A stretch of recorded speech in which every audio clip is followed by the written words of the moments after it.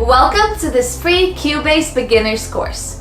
During this fully comprehensive 2.5-hour tutorial, you will be learning all the tools and basics of Steinberg Cubase. If you would like to know everything about using the software like a pro, get access to the full course by clicking the link in the description box down below. Now, let's get started. Hello, welcome to the Cubase Elements course. My name is Jose Gonzalez, and I'm going to be supporting you through the process of learning how to use this awesome software for music production. That being said, the creator of this software is Steinberg. Some of you might already know about it. And of course, Steinberg also produces other very interesting and useful software for the music market. In our case, as I mentioned earlier, we're going to be covering Cubase Elements. Cubase has different versions out there. Some of them are like with additional or more professional capabilities. In our case, we're going to be focusing here in the middle of the professionalism bar, to call it in a way. An interesting part here is that you can actually start with a simpler version of Cubase. In this particular case, Cubase LE Lite version, which it's also one of those softwares that you can acquire when you purchase your monitor speakers, right? So when you get your monitor speakers, sometimes you might get well, in the past it was a CD. Now you might just get a license to download the Lite version of Cubase. Now it offers you some basic features, but if you want to get something a little bit more heavy in terms of, or if you want to get something heavier in terms of features, you can always just pay the upgrade. In my case, I started several years ago with the Cubase LE version, and then I started going until I got to the Elements, and I've stuck in there because of pricing and other interesting things that we'll be talking further on. In this particular table in this website, Steinberg, you can actually see the different features for the different versions of Cubase out there. In our case, as I mentioned several times, Cubase Elements, the one I am using right now is version 10, but basically the features would be the same or not the same, but similar between 10 and 11. So the materials that we'll be learning through this course are relevant for both versions. That said, the audio engine and the resolution are basically the same for all of the versions of Cubase out there. We're going to be talking about what this means further on in the course, but for now, just keep in mind that this is the same for any version, so you will get some pretty cool resolution when it comes to any version of Cubase out there. Now, when the difference starts to kick in, it's basically in the amount of tracks that you can use here, right? If you have the further professional versions of Cubase, you would have unlimited amount of tracks per version, right? In our case, we are limited to 64 MIDI tracks, 48 audio tracks, and etc., so on, right? Of course, the earlier or the simpler version of the software, you will get, of course, a more limited amount of tracks, right? Is it something that we can work around to save some coins and not having to purchase a further, more expensive version? Yes, we can work it around. As an example, if you want to record different, 60 tracks, for instance, audio tracks, and you have Elements, and I'm not allowed to go further than 48. One thing I could do is just create two separate projects. Let's say each project for 30 tracks, for example, and then just finally just merge them into a single project, a third project as let's say the main project, where you can just add those mixed or bounced files, right? Well, that wouldn't be the ideal scenario. I mean, of course, there are a lot of things that we have to cover, but I'm just giving that as an example, as a potential workaround, right? Because that would mean bouncing or pre-mixing those two separate projects of 30 tracks each, and then just merge them in a single main project, etc., etc. Well, that would not be the ideal scenario, as I said, because you really want to do it, by instruments. For example, get a project just for the brass, all the wind instruments, or get a project just for the drums, right? Which is usually between 10 to 16 tracks, and so on, right? I mean, but we'll get to that as we advance in the course. Let me just go ahead and quickly show you what we will be covering today in our interesting tracker here. Yes, sticky notes. So basically, we're going to be going through the interface setup, right? And then some of the items that we'll be covering through the setup, it's going to be, how to, knowing your interface, different interface options, etc., etc. That we'll be going through as we check on our materials. In my case, for the interface, I am using a Tascam US16-8. That is a 16 channel interface where basically I can use for inputs. They are mixed between microphone and line inputs. We will check on that, but basically what it means by microphone is this XLR inputs over here, which are actually 8, as you can see on the screen. Well, the inputs are going to be those jack inputs, 2 in the main front and some and the others actually in the back. Then you will have the main knobs here to control the specific front panel. Okay. This is a very useful interface that I've had for already 8 years, probably, if not more. Can't remember at this point, but as you might see, it's still in the market. It's fully available, so that means that this interface has been very, very, very well welcomed in the audio production environment. All right, and the next thing that you want to do when you have your interface identified, if you have it already, that's awesome. If you don't and you're deciding which one to buy, well, go ahead and start also seeking for options out there in the web, and still go ahead and check the user's manual for each one of them.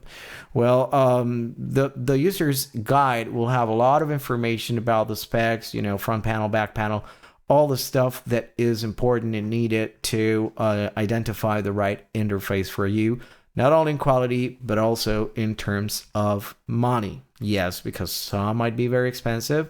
And to be fairly honest, most of them basically do the same thing. The difference might come in the preamps. So the preamp is basically the circuitry that most of the interfaces or all of the interfaces are using inside in order to keep a clear or transparent sound of the signal. Some of them might add some additional warmth. Some of they might have some additional punch. It really depends. It really depends on the technology used. But in my case, as I mentioned, I'm using the Tascam, and for me, it has been working like perfectly fine. The preamps for me are awesome. And well, let's go ahead and check it out. What we have here in the front panel for my interface, again, most of the interfaces are basically following the same pattern. Some of them might have less channels, some of them might have more channels, but all of them would have some, front channels like XLRs or lines in, right? In my case, you can see we have all the XLRs here, which are basically going through the microphone, and a representation of the microphones going to the drum set as well as to the vocals here. But I basically use also these microphones to record the guitars. How? Well, basically using the close miking technique, setting up the microphone close to the guitar amplifier and then just getting the sound out of there through one of these XLR channels. Yes, here in the image we have the guitar going through the input directly to the line input. What happens here is that, well, this is used if you want to use one of the available plugins in the market for getting, sampling sounds or modeling sounds for different type of amplifiers and distortions and effects for the guitar. Those plugins are right now, like these days, awesome. They're very powerful and you can really get some pretty cool sounds. I'm old school. I'm usually recording the guitar through the amplifier, but you can also use this option here. Okay, same thing applies for the bass over here. All right, and then most of the interfaces will also have a headphones headset here, headphones jack for your headphones. And well, that's also if you want to mix using headphones and not your external speakers, you can just, jump into it. So the line in of these interfaces are also used for the keyboards. That's basically what they go through. If you have a keyboard that has or a stereo output, meaning left and right, then you can actually plug it into two separate inputs, line in of the interface, and then further on in the software, in the DAW in Cubase, DAW meaning digital audio workstation, then you can just go ahead and tweak them over and then set them up either as a stereo audio track or separate mono channels, however you want to work it out. We'll just go through that later on. You would also have in my interface some MIDI outputs. Not all interfaces would have MIDI here, but mine does have. Important thing that all of these interfaces would have is the basically interface protocol to connect to your computer. Mine, it's a USB connector or interface, so I go through my computer via USB. Some interfaces will have FireWire. It really depends on what options you have on your computer. If your computer supports FireWire connection, Apple is the case, then you can just go ahead and select your interface to go through that. Most of the interfaces, or a lot of interfaces right now in the market, are using USB, but it's really up to you. I am a Windows user, so we'll be taking this course or going through this course through Windows. All right. Now you're probably wondering at this point, why do I have this Behringer tab here? Well, it's very simple. There are other options in the market that you can use as an interface, but might not be intended to be specifically a home studio interface. For example, mixers. Live mixers, yes, those mixers that you can use to actually make the sound, live sound engineering for a band on a club or open space, etc., etc. Yes, those mixers, some of them would have a USB interface as well. Well, what does this mean? Well, that means just as you might have imagined, you can plug them into your computer and record what's coming out of there now, or what you're mixing. Now, the tricky part is you have two options here. You either have the typical mixer that you will see with USB output that actually only records stereo. So that means it will record all the mix that you're doing. It will not record individual channels. It will just send you all the mix in a stereo mode. And you can tweak it out and then just separate it into channels. It really depends on what you're doing actually in the mixer when it comes to the mix itself, or what options you have. But it's basically a stereo channel, one single track in a stereo. Okay. That might work for you if you want to record something like quickly out of the console, right? Live situation, pretty cool. But you also have the options like this Behringer over here, which is a multi-track mixer. Multi-track mixer basically does the same thing that any studio interface. It records multi-track or multi-channel, however they want to call it. And basically you are able to record all of the instruments individually, one by one, all at the same time. It doesn't matter, but all of them in individual tracks. That is why it's called multi-tracks, individual tracks, all right? You have to, if you want to buy one of these, one of those mixers to go and take it in a gig and then use it as a mixer and then just go back home and then, have separate tracks, you have to make sure it's a multi-track or multi-channel mixer, okay? Multi-channel mixer. And the same thing, you will just have to get familiar with it once you get it, or even before you get it, once you have identified what you want. I do have this particular one, this Behringer XR 18. It's actually very nice, very useful. It has awesome preamps designed by Midas. All right. Now, you will get a lot of information out of this mixer out there in the internet, in the web. So feel free to go through that. And as any other mixers or interfaces, you will have the specific diagrams here and what to connect and how to use it, as you might have seen already or in my screen. For example, you can have all of the instruments plugged in here, right? And then this guitar is basically done through the amplifier, just as I explained earlier.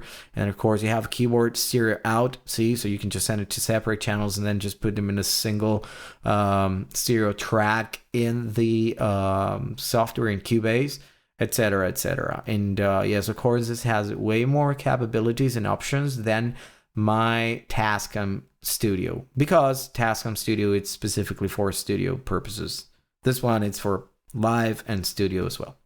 All right, so what's also important about our interfaces, about a part of the multi-tracking and all the stuff and different options we have in the market?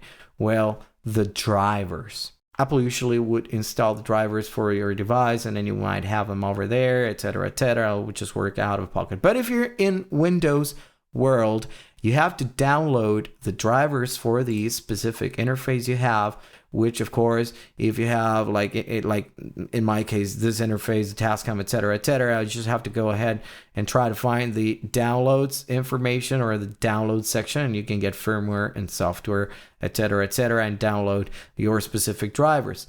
I have downloaded my drivers, right? And then I have installed them, and then this is what I get. Basically, this is how the drivers look for an interface. Now, why is it important to install the drivers for the interfaces? Well, sometimes, as you might know as well, Windows might automatically install or want to install the drivers for the software you are connecting to the computer. Now, the problem with that is that those drivers usually are very generic drivers, and they not necessarily have all the features that you need to get all of the potential, 100% all the potential from your interface. Basically, that's why you want to install those drivers from the manufacturer, because you would have options like equalizer, right? You will have the compressor, you will have different other features. You have this mixer look like setup, right? You can link, for example, channel 1, channel 2 if you have the keyboard setup that I mentioned earlier, and then you will have you can just control the volume of both sides, left and right, etc., etc. It depends on how you are planning to do your setup. As you might notice right now, my main microphone is going through channel 1. All right. And that's basically how I can check that my interface is receiving signals from all the channels that I connect. If I want to plug a guitar here in channel 2, I should, also be receiving a signal here and so on. All right. What else do we have in the drivers or control software? Because this is a driver, but at the same time, it's a control software for the interface. Well, you would also find the buffer size, the specific operating sample rate for the mixer, and then you might also have this true bypass. Most of the mixers have this, which is basically bypassing all of the features that the mixer has, and then just use it as a simple, straightforward interface. And then you have the output setting, which is basically a matrix of where I'm sending all of my signals. So I have 8 lines out in my interface in my Tascam. Well, basically I am directing channel 1 and 2 to my monitor speakers, and this is by default also routed through the headphones. And then I also have a couple other monitor speakers that I'm connecting and routing through line out 3 and 4 of my interface. The others would be line out routing through the computer, basically USB port. Okay. At this point, we might have covered most of the items that concern about the interface, except for one important part, the buffer size. We will be talking about the buffer size further on in the course, but the buffer size is it's very important because we might experience latency when recording and wanting to monitor real time what you are recording in Cubase. At this point, you have to also keep in mind that the higher the buffer, the higher the latency, right? It also depends on your computer and how powerful it is, etc., etc. I would suggest let's get it started with 128 samples, and then we'll see. It really depends in each of your situation, your specific settings, etc., etc. But if you feel that 128 samples is still causing a lag when you record and want to listen at the same time, then just go ahead and decrease it and keep testing, all right, until you feel comfortable with the proper setting there. So basically, now we're going to create a project in Cubase. So the first thing you got to do is to open Cubase, of course, after you've installed it and entered the license information, etc., etc. Next step is to basically select the folder where you will be saving your project and all of the information and audio files that the project will generate, right? In my case, I have created a folder that's called Cubase Project. And in that folder, I'm just going to create a new project folder that I'm going to be calling Project Cubase. There you go. I'm just going to call it PC1. All right. And in that folder, I'm just going to go ahead and say create an empty project over there. And it will open up this window that you are seeing in my screen right now. As you may notice, there are no audio files, or as you may notice, there are no audio tracks assigned here, because you will have to add them and create whether you want an audio file or a MIDI track or audio track. Then you can just go ahead and select it. We're going to be creating audio tracks, right? When we get there, we will have to specify certain information that we'll talk about in a few seconds when we get into the connections part. But right now, before we go ahead and start adding tracks into my project, I first want to make sure I have the proper settings for the project. If you might remember, when we were in the page in Steinberg's page, where you have the different versions of Cubase, there was a reference to the audio engine and the sample rate. The audio engine was in bits and the sample rate was in kilohertz, if you might remember. Well, let's go ahead and talk about it quickly and briefly, so we will see the different options that we have and what does this mean. So after having recorded our first signals here for the vocals and for the contact, instrument, VST, etc., we also want to cover some other important things, such as the transport panel. Why is this so important? Well, transport panel has direct access to our metronome over here, or click. And what is this? Well, this is basically what's gonna help us to record based on the proper tempo for our music production. Yes, if you are to record just vocals or a speech like this one, you won't necessarily need this. But in terms of music production and recording it, you are definitely gonna need it. And well, the first thing you need to know is how to enable it. And the quickest way to enable the click, it's by hitting the C button. So once you hit the C button, you will start getting the click coming out. And of course, prior to doing that, you have to define which BPM you want to the click to go through, right? For example, this at this point, or in this situation, we have 120 BPM. But let me just go ahead and change it over to 100 as an example. And then you might see that the whole panel actually changes, right? Right in front of me, the whole screen. Let me just enable with C, boom. And then in order to start the playback in Cubase, you just have to click the space bar.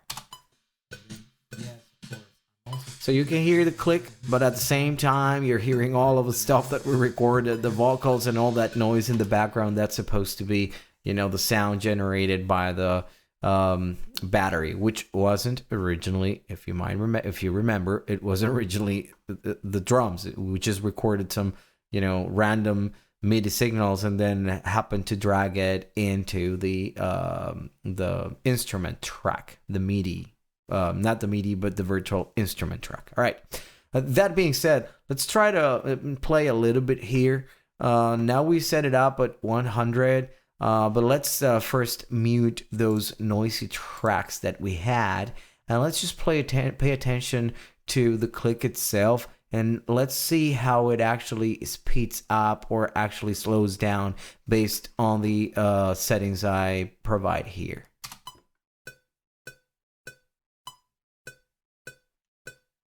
All right, that's 100 BPM, but let's just go ahead and slow it down a little bit. Let's just put it in 80. Let's try to do it on fly.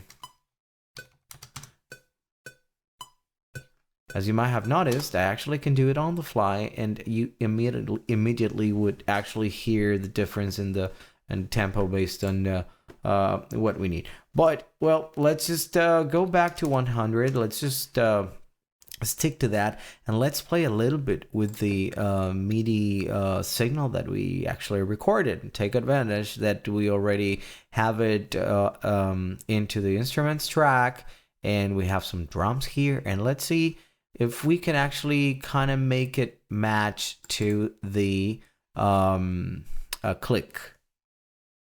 So in order to kind of play with our MIDI instrument track over here and match it up with our click, well, I don't know why it didn't save, but let's try with 100, as I said before, and let's pay attention on how it's sounding totally off compared to our click.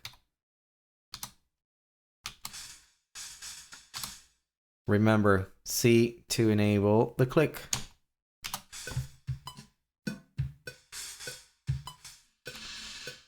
All right, that kind of sounds totally off, right? Well, let's just go ahead and go back, and important here, tip for quick moving around the bar. If you hit the minus button in your keyboard, that minus key actually goes back, right? And if you actually push the plus key, it'll just go forward, okay? That'll help you to move through the whole panel, right? So, minus, it'll just go back, plus it goes forward, and this is very useful. Always keep it in mind. Space bar, that's for the playback. The C is for the click. All right. Now I'll just go ahead and try to adjust this a little bit in order to match with our click. You're probably wondering, all right, so probably I'm just gonna have to go note by note here. Well, I'm not gonna cover the details yet on the quantization process, but we are gonna quickly go through that so you will see how to actually do it in a faster way. So the first thing is that when you actually click on the MIDI track and you double click on it, the editor will automatically open up. So once you have the editor over here, you'll actually be seeing a closer look of the MIDI notes or MIDI signal in general, right? Yes, it's actually directly aligned to some keyboard, let's say notes here, but we'll not go through that yet.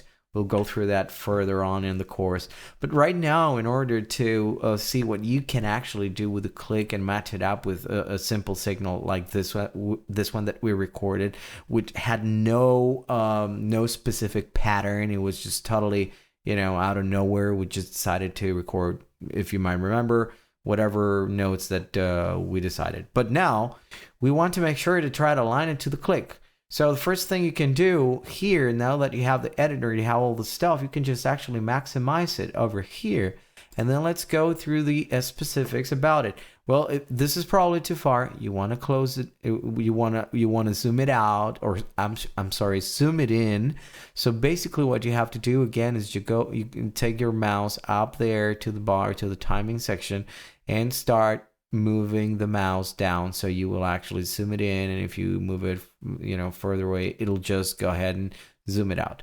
Anyway, of course, you can actually move through the panel by using your mouse as well. It really depends on how you feel more comfortable. That said, let me just go ahead and zoom it in a little bit, and let's try to see what's happening without doing anything to the track yet. Same thing, right? We're 100 BPM with the click here, and it's totally offset. Well, let's just go ahead and try to do some quantization here. I have set it up on 1/4 metric, so let's just first keep it there 1/4, because right now we're not going to go into the details about this, but let's try to match it with the click itself. So now we just go ahead and hit this apply quantize, right?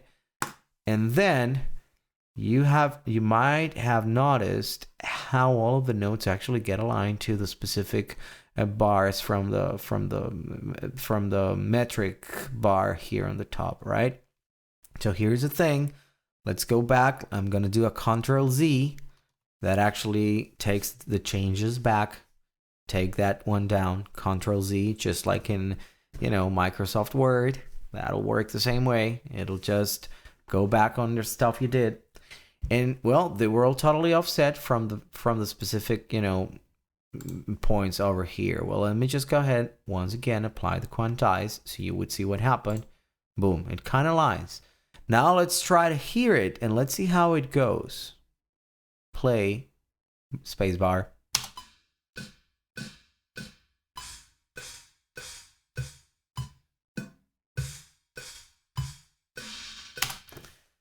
So it's still a nonsense type of bit, but at least right now you can tell it's properly aligned to the click. So now it has a nice tempo. With this, of course, you can actually move the notes, and then again, we'll talk about it. But by now you can start playing by yourselves with the information that you have. You can actually get a plugin that we'll just probably gonna be talking further on about, some free plugins that you can actually download and use for generating some percussion sounds. And that said, that kind of puts us in a very nice, better position on how to actually handle and create something with some decent metrics over here to kind of make some rhythmic sense. Well, my friends, with this we have actually come to the end of the setting up Cubase portion of the whole course. In this module, you actually have been able to see some interesting features in order to set up Cubase, pick up your a proper interface if you haven't already. If you don't have an interface, remember you can still use your computer's sound card, which would still mean which would also mean that there would be some limitations in terms of quality, etc., etc. But for learning purposes, it should actually work. But this actually will be helping you to keep you busy for some time while you set it up and while you actually start getting some signals coming in and then potentially play with it. So, stay tuned. We'll be talking pretty soon in the next module. So basically talking about sample rates and bit depths, there is this website from Isotope that will actually give you some interesting explanations about these two parameters that are very well known and used in the audio industry. Now, I'm just going to give you a quick briefing from what they actually show us in this interesting graph over here. Audio, it's basically happening in the analog domain. I mean, the sound itself, right? So that's why we represent it as an analog wave, right?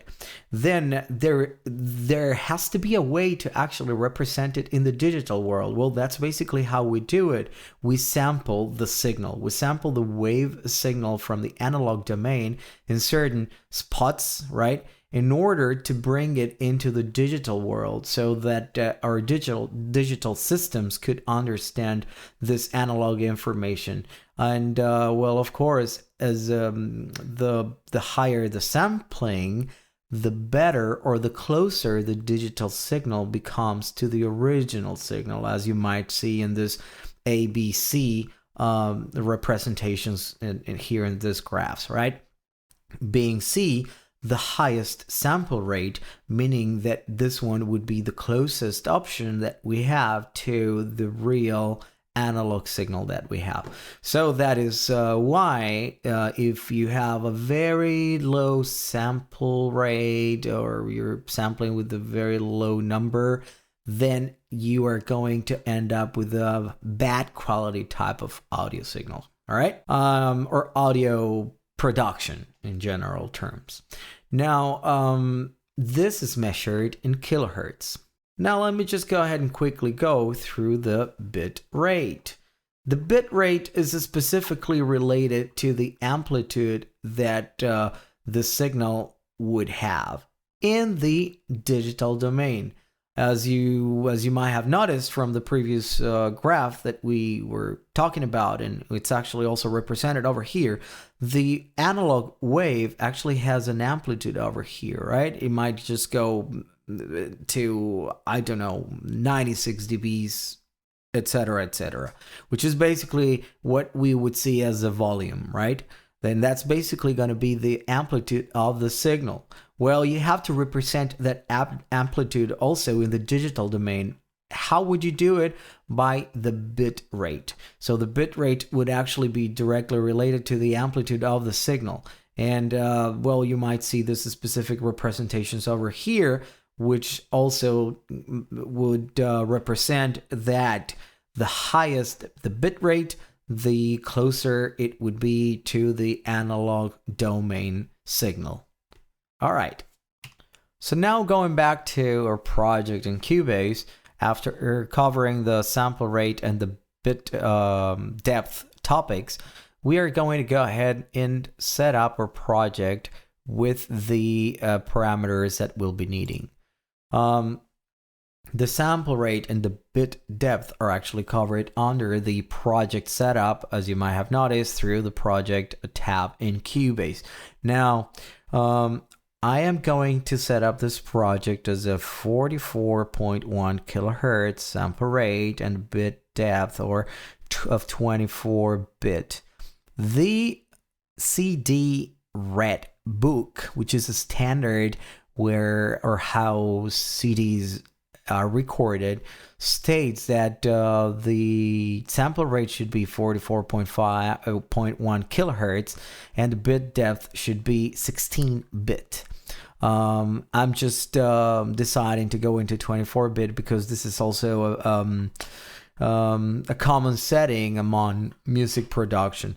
You can select 48 kilohertz as well, which actually is going to give you a higher sample rate.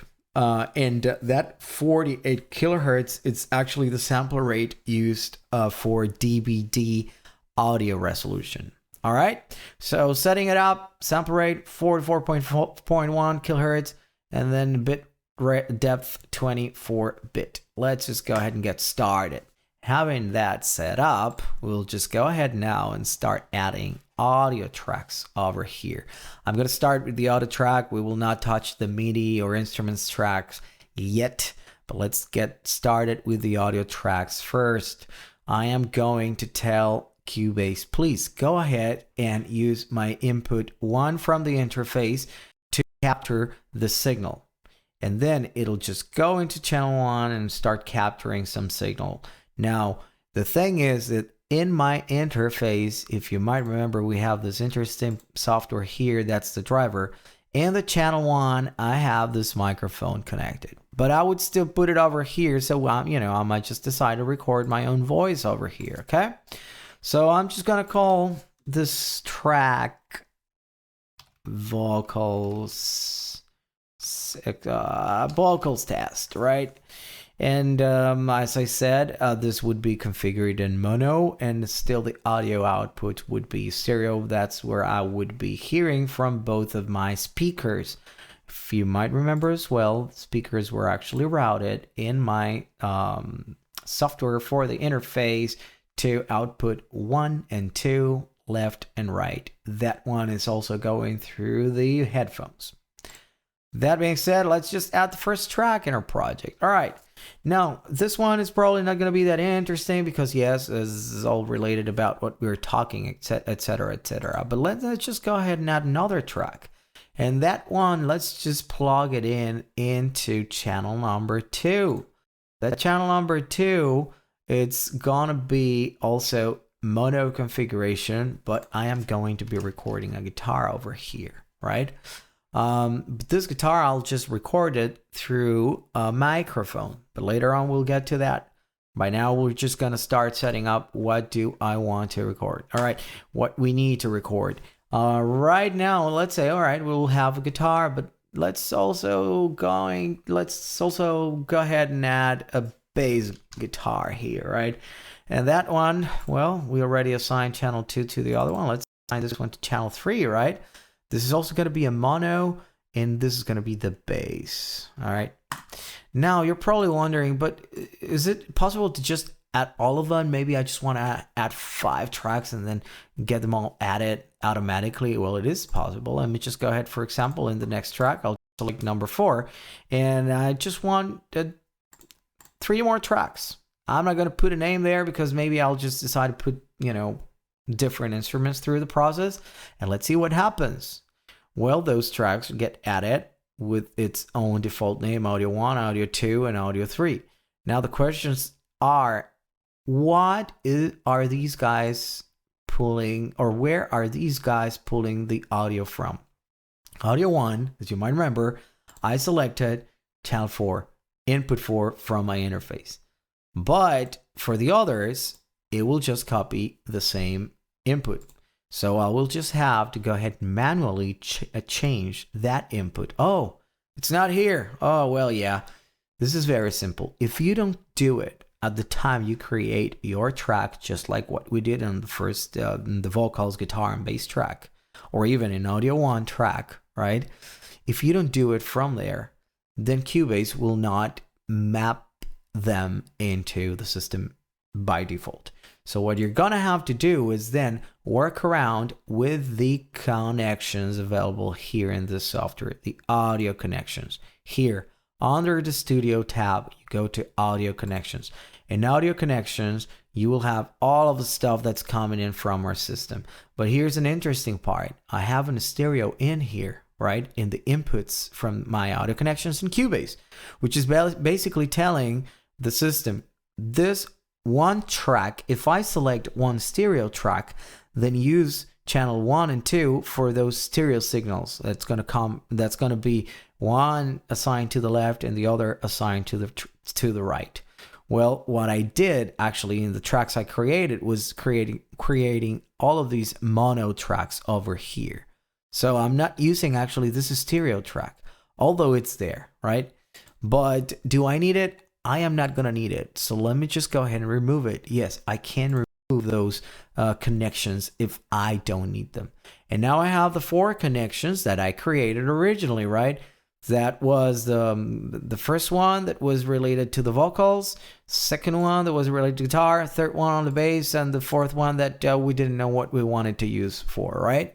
But let's say the first 3 buses, we already know what they are. Can I change the name? Yes, I can. Just click again in the specific name and then just put whatever you want. I'm just going to put here vocals as well. And I'm just going to put here the guitars. I'm just going to short it out. And I'm just going to short this one out as a bass, right? Now, the other one, I still don't know what I want. Doesn't matter. And you don't have to name them if you don't want to. And it's if you have a great memory, and then you can just deal with mono in 4, mono in 5. Fine, good for you.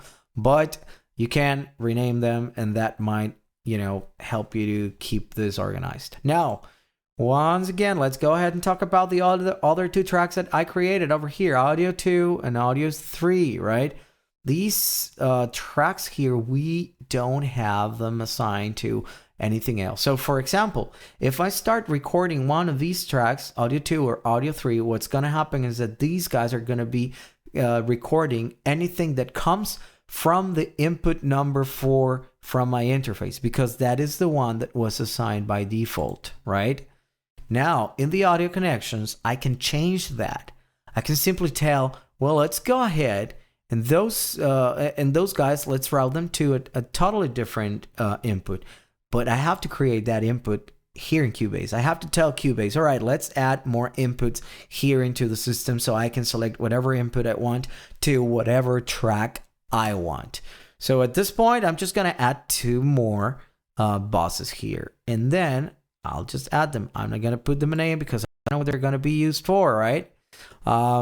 And then this guy is just going to call it int 2, int 3. Well, that's basically how it just renames it by default, right? Because we don't no longer have the other stuff. But let's just call this one here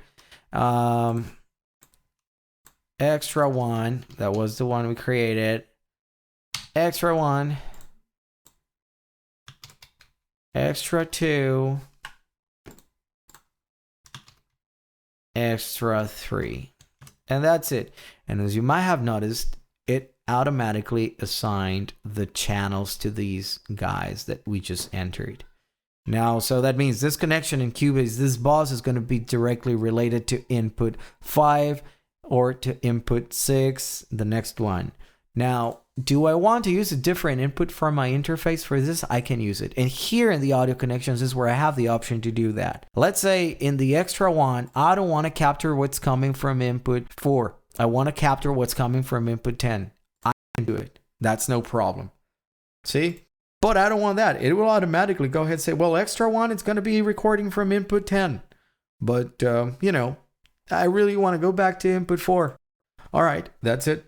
I got it. Input 4. That's what's coming in the interface. And then it's going to this bus in Cubase. And then here, it's just going to get mapped to the track. We'll get to that in a second.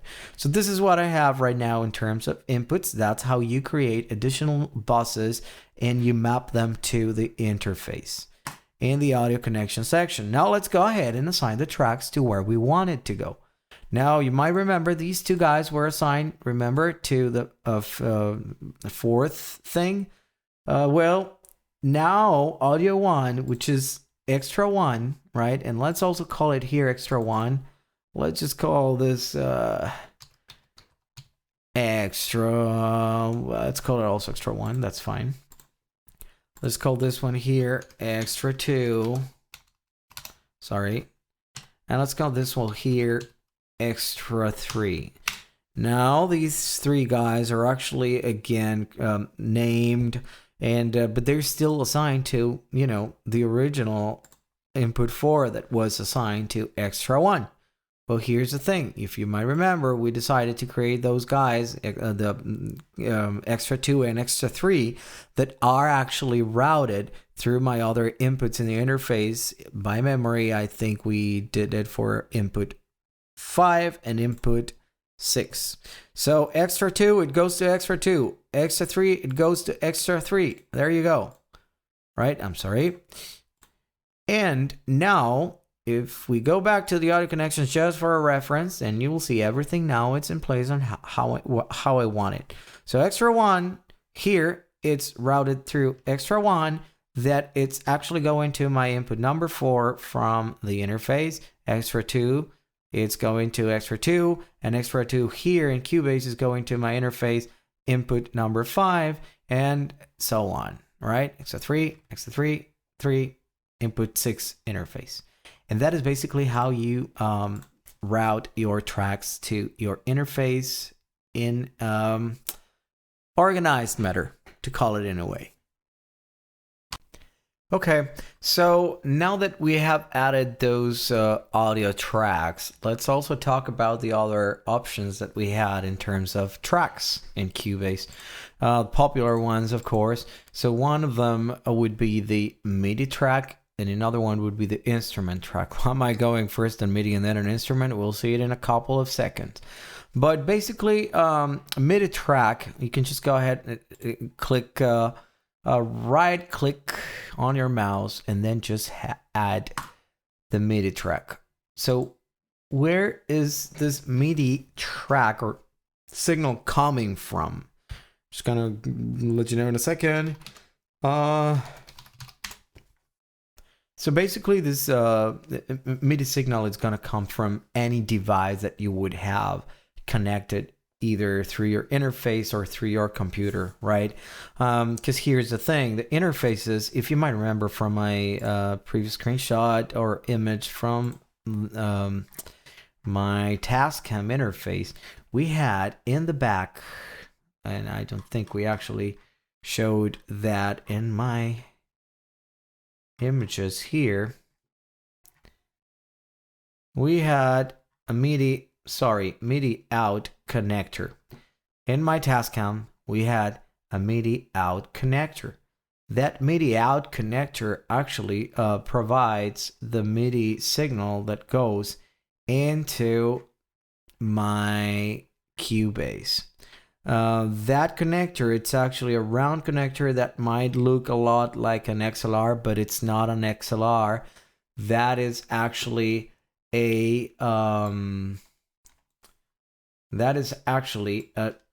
type of connector called DIN connector. Here in the rear panel of my interface, you will have the MIDI in and MIDI out, and these connector DIN type connector, it's going to be sending those signals to Cubase, and also the through the USB interface, right? Because that's how it's going through my computer.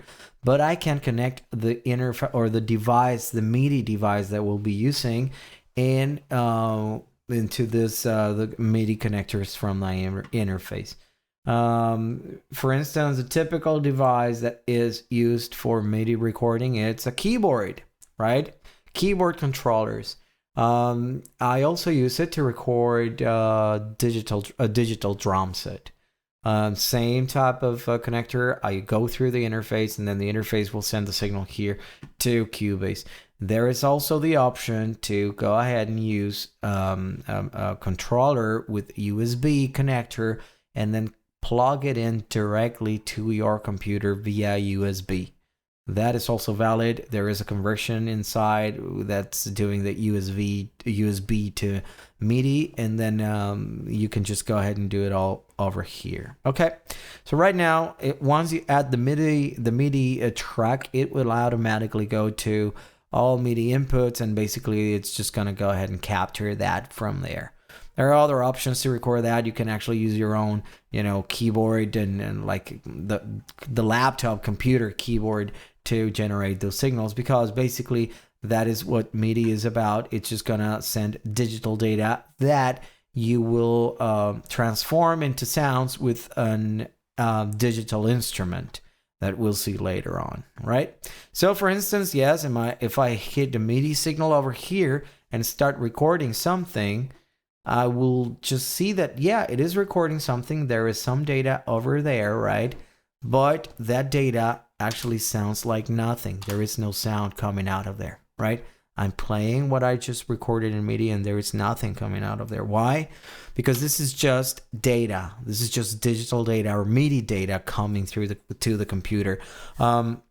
In order for this to generate a sound, we need a sound generator, a digital sound generator, which is what we call a digital instrument or a MIDI instrument, right? So we can add it here, and then it will transform all of this specific data that I have sent here into the virtual instrument. And then that virtual or digital instrument is just gonna go ahead and generate the sound that we are expecting from it. Synthesizers, drums, whatever you need, okay? And then we have the other option that we were talking about, which is the instrument track. The instrument track is basically also, let's say, a MIDI type of track that will get assigned automatically to any specific plugin that you would have, which is actually going to be a sound generator, basically a virtual instrument, right? I'm going to be using a Contact virtual instrument. The Contact virtual instrument is basically from Native Instruments, and then this is going to be a whole, let's say, tool where I can select either drums or organs or whatever item that I want to use here to generate some sounds, right? By now, I will go ahead and use the Studio Drummer. If that makes sense. Well, let me just go ahead and select one of the options that I have here. Sorry. I will just use the light Garage Kit. And then, well, it takes some time to load. The plugins are actually heavy software that might use some resources from your computers, or actually a lot of resources from your computer. And of course, that is why it also depends on the capacity of your computer, your power, your processing capacity, in order to get or be able to use different or several plugins in it. Okay. So it's always important to keep that in mind. So for demonstration purposes, let's go ahead and see what happens if I drag the MIDI signal that I recorded in a couple minutes ago, which actually sounds like nothing. Let's see what happens if I drag it down to the instrument track that I created, right? Which, first instance, I haven't recorded anything in that track, as you might have noticed. It's empty. So I'm just gonna drag the MIDI signal down. Now let's see.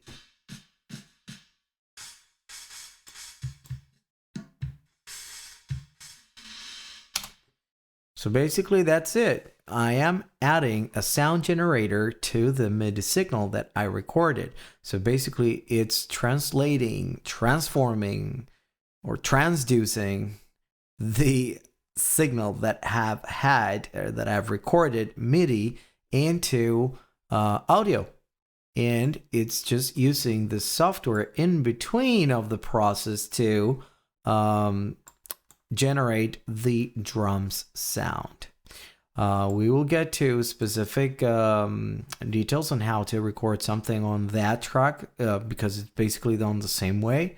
You might also notice that if you select that track, the instrument track that I just did, the input that is actually capturing the signal from, it's also MIDI inputs. Same as the MIDI signal over here, right? it's coming, all of that stuff. But on the previous one, you see that there's actually this Microsoft something synthesizer. Well, that's just because the MIDI signal has nothing, no sound generator anywhere there, not anywhere there. There is no virtual instruments added. But here, I told them specifically, you will use Contact to generate sound, and then it's coming from the capturing the signal from the MIDI input, sending it to Contact, and then after that it'll just send it to our output, stereo output in Cubase, so we can hear the drums, as you might have noticed. So now that you have all of your tracks added into your project, well, you also might want to make sure that you kind of have a proper arrangement of the tracks. For instance, well, have the bass close to the drums, right? Potentially, I always use the drums on top of it, and then after that, I'll just take care of the bass.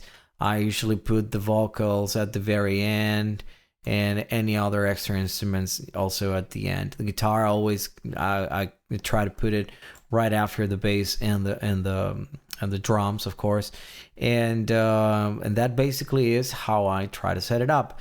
Having this all set up, and then considering that the vocals were actually going through channel number 1, if you might remember, the one that we assigned for the vocals, right?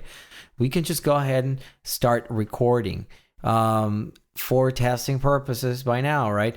You can actually hit the star button on your keyboard, on your computer keyboard, and it will automatically start recording. You have to make sure your track is armed, which is this button over here. We'll go later on in further details.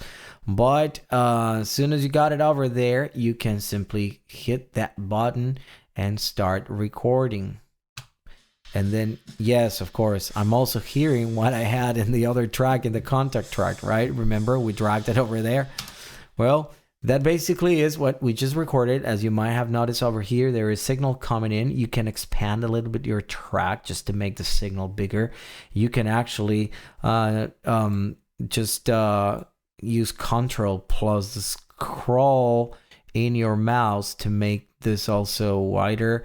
Now, if you want to zoom it in, you can just click left click of your mouse there at the very bottom bar of the Cubase, and then just start zooming in by just moving your mouse down or your cursor down, and then go and zoom it out, just, you know, putting your or moving your scroll up. All right. Those are two ways to actually just quickly go in and zoom in and zoom out. So basically, as you might have noticed, there is sound coming into my vocal channel over here. And yes, we also have the drums going over there. We'll try to make something more musical further on. Then also, let's just go ahead and quickly go through an interesting exercise for you to practice this at home. This exercise will be also described in the course itself, but this is to get this started. So go ahead and identify your interface brand and model. Make sure to install your drivers. Set up the buffer size. Remember the buffer size, we talked about it. But for testing purposes, I would suggest to go ahead and put that buffer size initially to the max value. I don't know what the max value would be in your particular interface, but I think in mine, if I'm not mistaken, might be 256. But you might just go ahead to whatever max it gives in your case. Then go ahead and open the Cubase project, just as we did, right? As we just experienced in the previous videos. And then once you set it up, go to project setup, put it in 44 kilohertz, 24-bit. Now, once you have done all of that, add an audio track, assign channel 1 to your interface to that audio track, just like we did for the vocals here. And then you can record quickly, right, in order to see if there is some signal coming in. It should. Now, the first place to check that there is a signal coming in is in your interface. In my case, the mixer of the interface actually is telling me that I have signal coming in. There you go. Once you do that, you should try enabling the monitor setting. Where is the monitor setting here in the tracks? This is the monitor.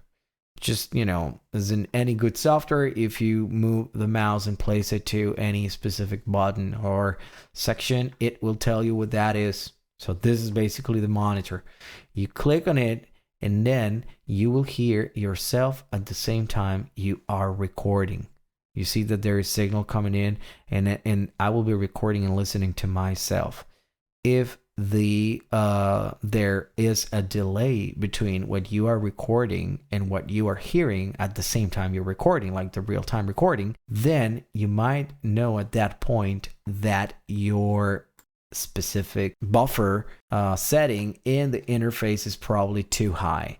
So what you have to do is go to your buffer setting here, well, in my case here, and decrease it. Now I am in 128. You go to the max value that you might have, and then etc. etc. I keep it in 128. 128 is actually a good value for me. I can still hear at the same time I play in the monitor setting, and no issues at all. Okay, and that basically it's gonna drive you through your first project in Cubase. Your first project creation in Cubase. We will get into the details and we'll start to do other funny stuff, and we'll see how it goes.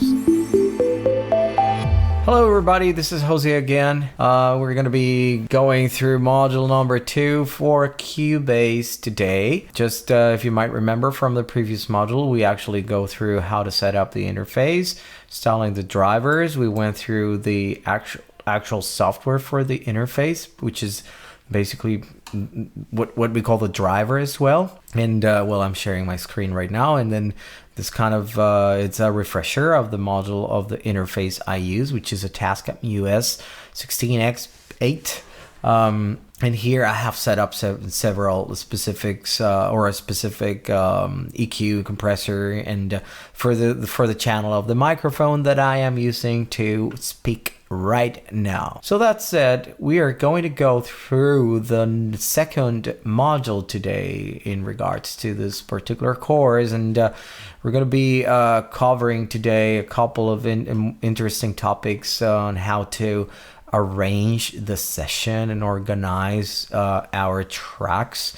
And I'm going to use this very basic recording that I'm working right now, and then we're probably going to be seeing how it evolves through the future courses as we go through. And as you noticed, I went ahead and I just did a right click on top of my icon here for Cubase, and I selected the project, right? And now it will automatically just go through it. Of course, you can open Cubase, and then once you open the main platform, you can just go here in a file or in the main screen and then select the project you want to open. Or if you are creating a new one, just like as we went through last time, right, on how to create a new one. So once you have it created, you can just go ahead and open it. However you want to do it, you can just open the main screen for Cubase and open it up from there, or you can simply in your icon click here, right click, and then select which project you have. Now the project the projects listed here are usually the recent ones that you might notice from here. So that's basically the one I selected, the first one from the list. This is a song called Mazatlan, which is composed and recorded by a couple of friends from Ireland, and it's a very interesting production. Still, we don't have the vocals here, so this one, it's a very basic setup of tracks where we have the drums and then some guitars and a solo and the bass. This bass was recorded directly to or through the interface. I think I mentioned this in the previous course. You can also record the bass via microphone. So you can just put a microphone in front of your bass amp and then record it from there, just like I usually do with the guitars. But in this particular scenario, we decided to go through the direct interface. So we will later on, further in the whole course, we'll be seeing how you can actually manipulate a bass direct input, and with some interesting plugins. All right, that being said, once you have your tracks, let's say recorded, which we will cover further on, but at this point, let's assume you have already recorded your tracks and then you have them already set up here. Well, the first thing you want to do, even if they are not recorded, you want to name the tracks. So in my case, I only have one track in this particular project, one single track for the drums. What type of track do I have here? MIDI track. So MIDI track, we went through the MIDI tracks in a previous course, and basically this is all the MIDI signals that I recorded from my electronic drum set. I recorded this not from the keyboard, but from an electronic drum set that goes through the MIDI input port in my interface. We talked about the ports and interfaces before, right? And you can also check the user's guide of your own interface and check, well, whether you have a MIDI input port, a type of a DIN type of connector, or if you have it via USB as well.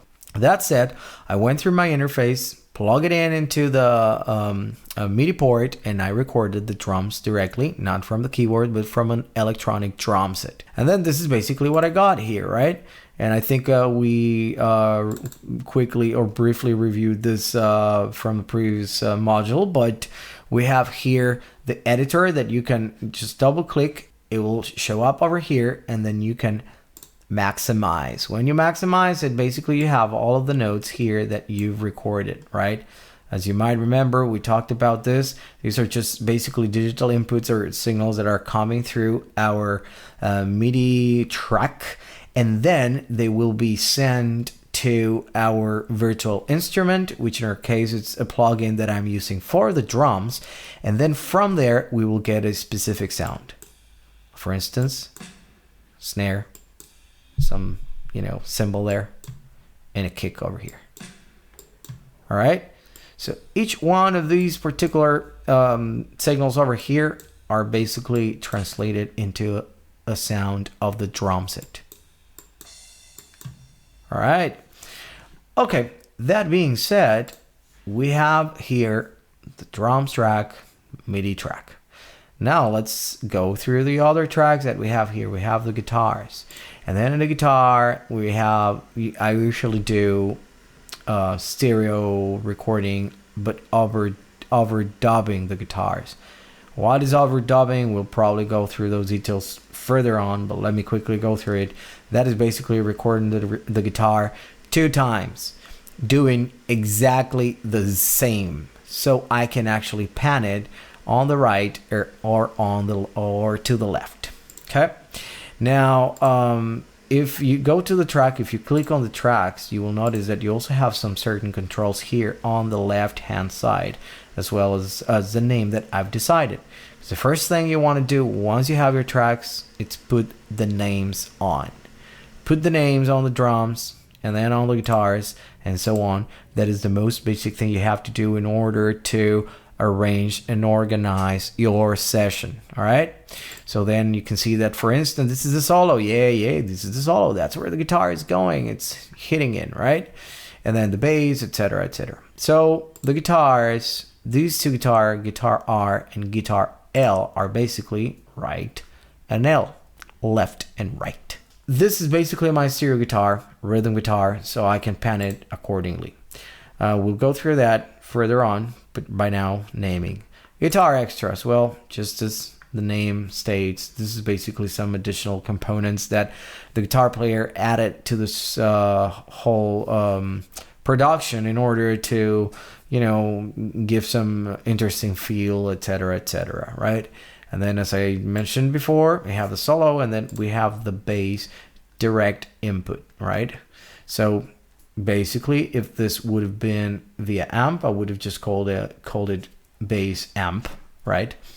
Or, if I only have one single track, yes, I might only call it a bass. Now, one of the reasons why I specifically call this bass DI or direct input is because this is the way I know that I'm going to have to use a plugin to give the specific or to enhance the character sound or of the bass recording. Okay. All right. That being said, next step here, it's, well, we have all these tracks like recorded or placed in different spots, and this is not ideal either for us to actually work on the project. So first thing you want to do, well, in the meantime, I'm going to close the editor panel here so I have more space to visualize. Of course, you can have, your project in two screens. That would be ideal. And I do, but right now for the course purposes, we're just going one screen. That's it. I'm just going to put the bass. You can actually always move the tracks wherever you want in position, right? So I keep the drums on the top and I move the bass right below the drums. How do I do that? Well, I simply just go on the left click, keep it pushed, and then drag it along where I need it. All right. So then after I have the bass DI, then, what do I want less? Well, let's just go ahead and use the stereo guitar. So we have guitar right and guitar left.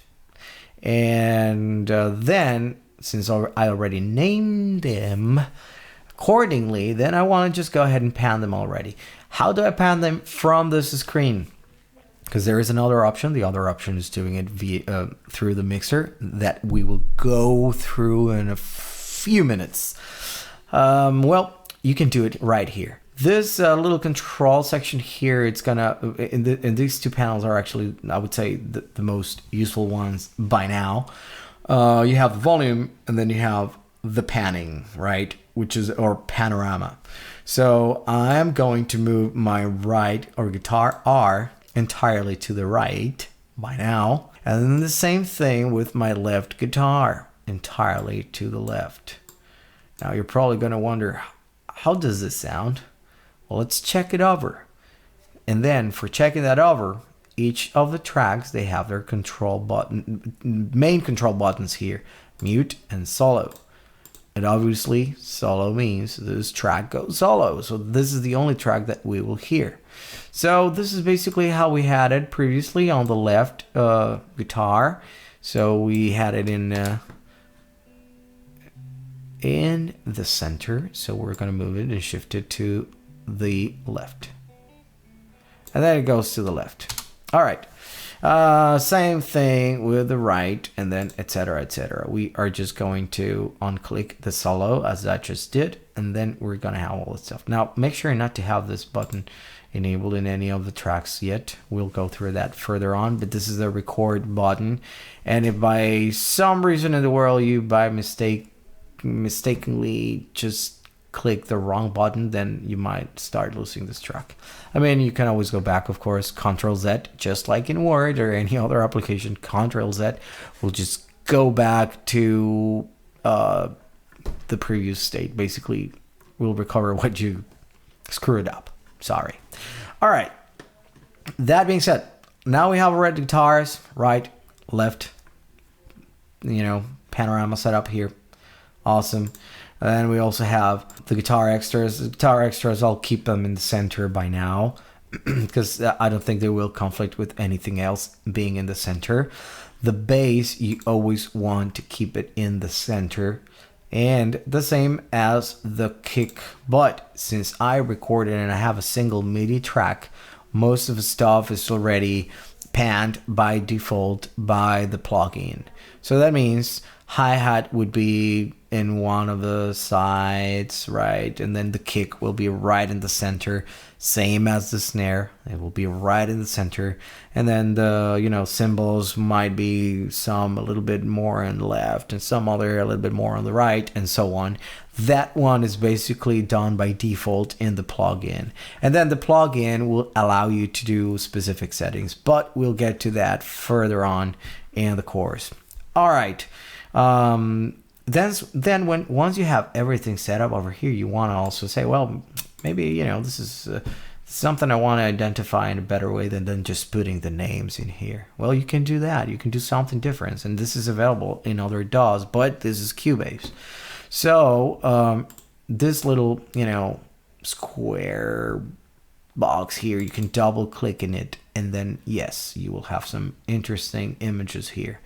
And these images are going to be, assigned to the instrument that you have in that particular track. In this case, I'm just going to put the drum set there. So I'll just go okay. And now here we said we have the bass. All right, let's try to find a bass somewhere here. Okay, so we have a bass here in a left-handed position, but it's actually a right-handed bass. And then we have the guitars. Let's just put some interesting guitars here. But, these two are the rhythm guitars. So let's just find something that kind of represents the rhythm guitars according to your usual taste. And then you see it's an interesting thing. You have different, type of or style of basses, right? So it's a really interesting app. So here you go. So in my case, I would say that the rhythm guitars will be this guy here. So I will put that rhythm guitar there, same rhythm guitar there, and then I'm just going to assign the extras and solos, hopefully to some Fender guitar here, hopefully on a Strat. Crossing fingers. We don't have a Strat here. Well, we go to whatever we want. It's just funny stuff here. Okay, these are all guitars. That's fine. Gibson style would be, I guess. So then we basically have assigned already like a little image to all of this. And this is just, kind of a fancy stuff, right? If you want to keep it there. But it's an option that you have if you want to use it, right? Okay. Once you have this all set up, then you can say, well, this is nice. I already have the drums, and I have the bass. By the way, you're probably wondering from the beginning, what are these two tracks over here? Well, let's forget that I have these two tracks here by now. This is how I call it a template. So that was the original version of the guitar that was recorded in a more raw way, just for me to have a guide on how to align the other guitars or how to set them up, or what the band is expecting me to do with the guitars, right? But forget about the existence of this, because you have recorded your own, instruments, your own stuff, and then you are arranging it, at least from an assumption standpoint. All right, now we have this. Let's just go ahead and check a couple interesting setups here, right? So each track would have some main controls that you can use while recording, and then we'll see them in detail later on. But I want to mention them right now because we have them here visually speaking. They're accessible, etc., etc. But these specific control buttons or settings, you can remove them or add more depending on what you need. And how do you do that? Well, you go to the track, and then you right click, and then just go to track control settings. And from here, you are able to add additional features or additional control buttons to the track that you can use depending on your need. Okay, so I'm going to put this example here, the inserts, EQs, and sends. I'm going to add that particular control setup. I'm going to hit apply, and then I'm going to go okay. And you're probably going to say, where is that? I don't see it. Well, you can just go ahead and expand it, and this is it. This is basically the control for the inserts. You can see here, right, etc., etc. Now, I usually don't do this from the tracks itself, and I'll show you why further on. But it's important for you to know that you have this option and any other and some other options here. Okay, it really depends on how you like to work. All right. That being said, the controls I always keep here are the automation control, right? And the equalizer, and then here, sorry, it opened up in a wrong window. Here, when you click on the E, it will actually open the EQ, and then here you can actually EQ your track according to your needs. right? As it sounds or it plays. And then you have the monitoring, as I mentioned, and you have the recording enable stuff, which we want to keep off while we work in this particular project. All right, now that we have them all in proper positions or in a more workable or visually workable way, let's go ahead and quickly brief you or introduce you to the mixer. You go to the studio section here, and then you go into the mix console, and then it will open the mighty mixer console, whatever you want to call it, for Cubase. And well, yes, I just lost the tracks. Well, that's why it's sometimes important to have two screens, so you can actually keep the mixer in one screen and the track in the other screen. But by now, the most important part here is that one thing that you can do directly in the mixer is control the volumes instead of going through the specific tracks and then start manipulating this volume setup here, because it's available there. I guess if you have a couple of tracks, it's not a big deal to pan and to move the volume from here, or even if you have this amount of tracks, which is like 2, 4, 6 tracks, you can still do it from here. But when you have a lot of other tracks, then it might not be very functional. Okay, well, here when you have the mixer, you can actually manipulate specifically the volumes for the tracks, and then the panning also here, etc., etc., etc. Now, if you use your mouse, you can actually scroll up, scroll down, scroll up, scroll down, and then you can actually do it directly from there instead of moving the the mouse up and down by clicking the specific knob. But in this particular scenario, I'm just doing it with the scroll. Now, you can also actually set up to specific values by just double clicking in the number and setting it up 0, for instance. Okay, that is basically what I just did. Now, what I want to show you here in this mixing console today is that you can color the tracks to make them look not only fancier or cooler, but more visually friendly in order to work with them. Okay, so as far as the drums, I usually you can select the color you want, but I'm just gonna put orange. And then for the bass, I'm just gonna use the next color in line here, just for representative purposes. And for the guitars, I can actually pick up also any color, but I'm just going to use like something slightly different than the other, so I can see the difference in color between one and the other. Sorry, both guitars of course are going with the same color, same thing I would say than the extras. I'm going to keep it on the same color than this. In the solo, I'd like to keep it in a different color, although kind of correlated to this. But again, this is just based on how you guys want to work on, right? I'm just showing you that the fact that Cubase gives you the opportunity to set up different things in order to make you feel more comfortable to work in your specific projects, right? And here, you can also see that the tracks got actually colored as well. So then, right now we just have, as we just talked about, just very few tracks here, right? But there might be a situation where you're actually working with 40 tracks, 60 tracks, 20 tracks, 15 tracks. And this colorful thing would be really helpful. It will definitely be helpful for you guys, okay? That being said, well, the next thing that we will be seeing further on is how to specifically mix the whole stuff, play with the console further on, and then understand how to set up the line to record your first audio tracks. Hopefully you enjoyed this module, and we'll be talking very soon in the next one. Take care. Hi again! Congratulations on getting this far. I hope you're enjoying the course and starting to see some awesome results. If you like the tutorial so far and want to check out the extended version of the course, head to the description box where you will find our full Cubase Beginner to Advanced course with more than 10 lectures and many more projects to complete. Now, let's continue. Hi everybody. Today we're going to get started by recording our first tracks in Cubase. And by that, of course, you have to first create your project in Cubase. And as far as I remember, we've actually talked before about how to create a project in Cubase, but let's get it started again. So I have my Cubase here like pinned to the taskbar, so I'll just go and do a right click here, and I will just select Cubase Elements.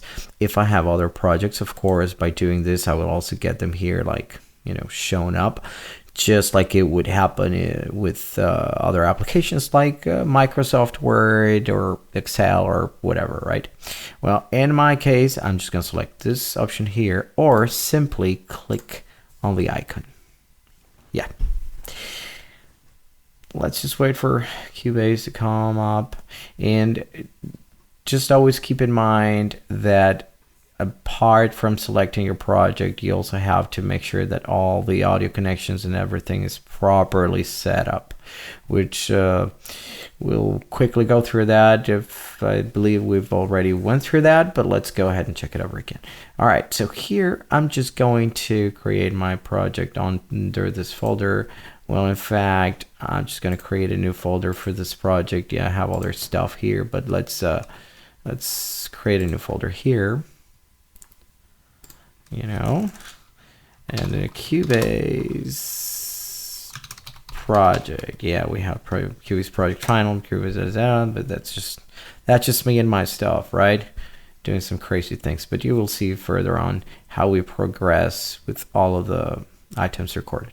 All right, so I select the folder I've created, and I'm just going to put my project over there.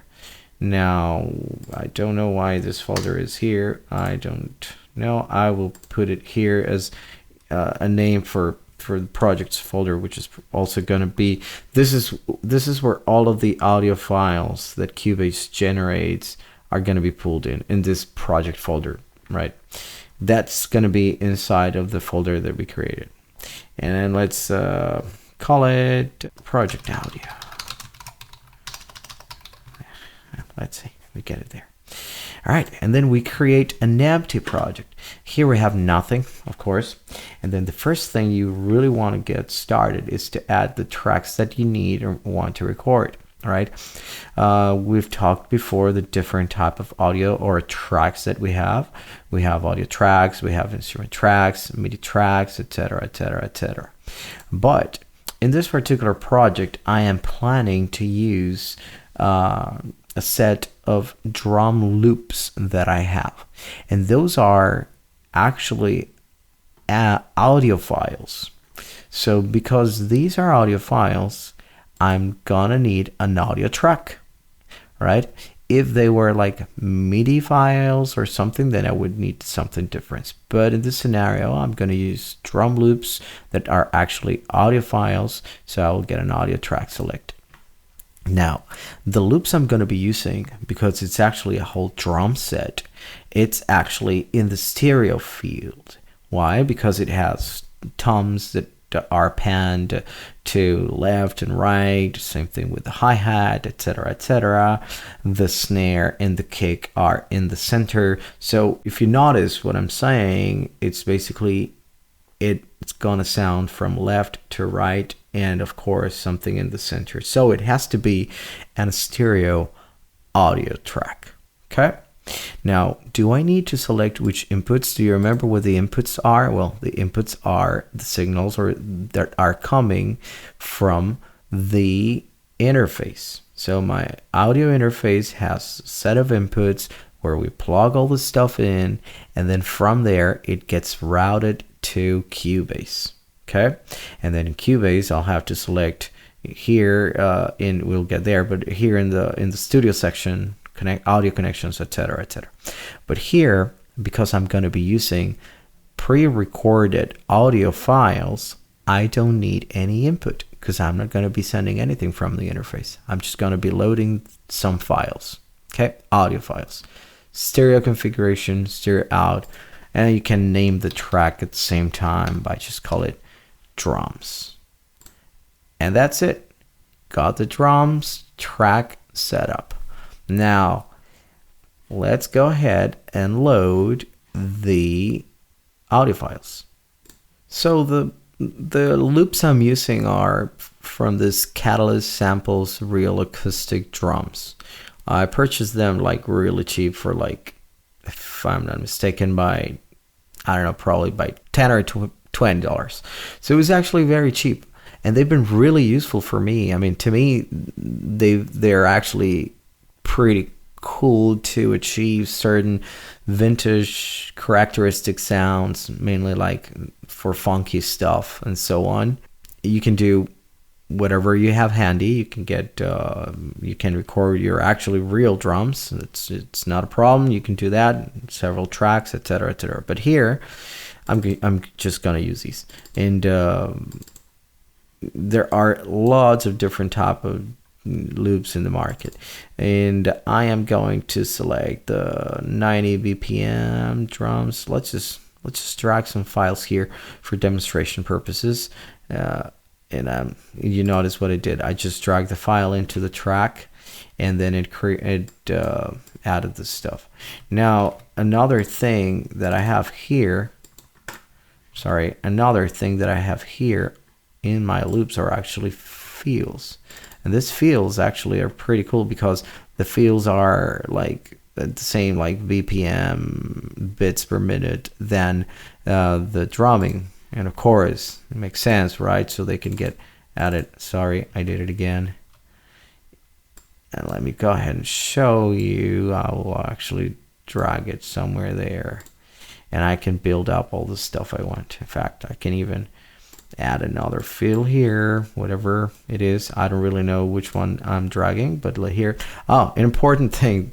Actually, I didn't do it on purpose, but I wanted to cover this further on. You can actually get the track added by just dragging any audio file. And I'm removing it, but I'm going to show it again. So let's say I want to create another track, and I don't want to go in details here. Well, Cubase is smart enough to just tell, let's create a track that matches the file that I'm attaching, and that's it. It'll just create the track, and it's already in stereo, and it has everything according to what you need. There is no difference. You can just rename it to drums, to whatever you want it to. But that only happens when you are actually using or dragging audio files right here. Now, an important thing to keep in mind: if my project setup is in a different sample rate, for instance, if it was 48 kilohertz, which is another common setting for the sample rate, well, these loops would not work as suspected. Why? Because these loops are actually 44.1 kilohertz. So they work for my project because my project settings are, as I showed you, 44.1 kilohertz. Okay. What happens if the project is set up in 48 kilohertz and then you drag these files here? Well, it will still load the files. It will request you. It would actually, if you saw what I did when I pulled this file here, it's saying convert to project, but there is nothing to convert because these files are matching my actual project, 44.1. But if the files were 48 and the project is 44 or vice versa, then this box would enable one of these options, and at the same time it will tell you how is this going to be converted. And you really most of the time don't want that, because actually when the file gets in here, it will not match the proper sample rate, so it would have a change in the pitch. So you would really listen a totally out of pitch stuff. Might work for you depending on what you need, who knows, but I do not recommend it. And let's listen to the loops. I mean, here we're ready to have them in our tracks. Let's take a listen to it.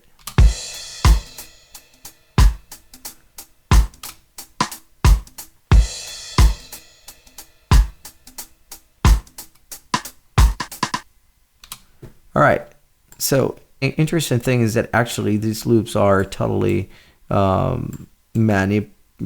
easy to manipulate, and you can just, you know, paste them together, and they're gonna theoretically match up depending. You hear there was no cut, or wasn't cut.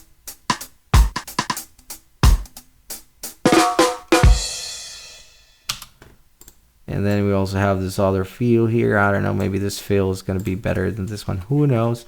I'm just going to put it here and let's hope for it to match.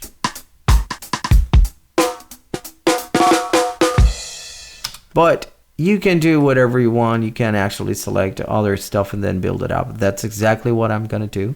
I'm going to start selecting the right drumming that I want with the feels I want, and build up some material around it. Let's see what we get out of it. So right now we're gonna get started with our mixing process. So far we have recorded different tracks. We've recorded the drums, we've recorded bass, a few guitars, and then the keys, right? But this project, it's not fully edited yet, right? So before jumping into mixing any production in Cubase, you have to make sure that you've edited each of the tracks and into a suitable, let's say, quality level, right? What do I mean by editing? Well, some of these tracks might actually have some unwanted noises, right? If you pay attention to the bass line here, there are some certain signaling levels, right, around here and maybe here that you might want to get rid of, right? Not in the entire song, because of course most of this stuff is part of the performance, right? But for instance, at the beginning, you know, if we play the bass line and it would just go like to pay attention to it, you might hear some. All right, so yes, you can see here in the level, right? If I'm stopped, it's probably going to go like very low. But if I get it started, and then you see the signals here, let me just go ahead and zoom in. You can get this specific noises coming from here, right? So that's one of the things that you might want to get rid of. At the same time, you want to make sure that, for instance, or for example, the bass is tight enough to the drums. And I'll put an example here. You might see, all right, maybe this is tight with the kick, but there might be sections of the bass line where there might not be. So you want to kind of align them. So we're gonna go through that, and we're gonna be learning some of the most useful tools that you can see from the toolbar here. And some of the stuff can be done manually. Some other stuff can kind of be done automatically by just a couple features that Cubase involves. Just keep in mind that Cubase has a lot of different features and possibilities, and we might not go through all of them, but all of them are actually available in the user's manual. That's an important tool to use here for Cubase, the user's manual. And you can just download it from Steinberg's website. Again, depending on the version of Cubase you have. In our case, or in my case, I'm using Cubase Elements 10. So I'll just go ahead and download the user's guide or user's manual for my specific version. Some versions might not include the same features in others. Let's just get started, and let me show you basically how I would do the editing. And I'm going to use the bass as an example of this, all right? Because, well, I kind of, when I recorded the rhythm guitar and I started cutting and pasting some of the stuff to make, let's say, my loop, I think I came up with some decent licks, right? That might not require some additional editing, right? But the bass it's kind of critical here because we really want to have it aligned to the drums. And the drums, as you guys might remember, we got it from our loops folder and or library, and then actually I just load them here so they are basically very tight aligned to the click. All right, let's just go ahead and get this started. Let's listen what we have here: bass with drums.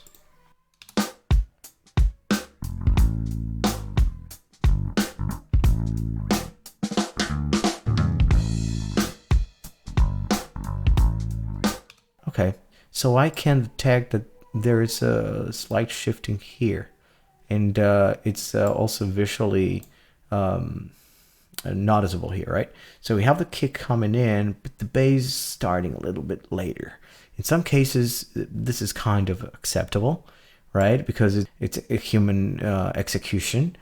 But there are cases where you can actually notice it so badly that you definitely want to edit it. But for testing purposes, let me just go ahead and show you and see if we can actually match it without manipulating too much of the track here. Side note: one thing that you might want to do, and just in case, it's to duplicate the tracks and then keep one version there as a backup. So you can always go back with Cubase. You can just do the Control Z, and then it'll just be fine. But sometimes this is also a useful way to work around this, right? Just keep an additional track, duplicated track, and then just untouched, just in case you might need it. All right, that's it. Let's just go back to our original track here for the bass, and then we were just going to edit here. Now, before I go ahead and do the thing on this particular section, I want to go ahead and show you an interesting feature that we would have here in Cubase, which is the Detect Silence feature.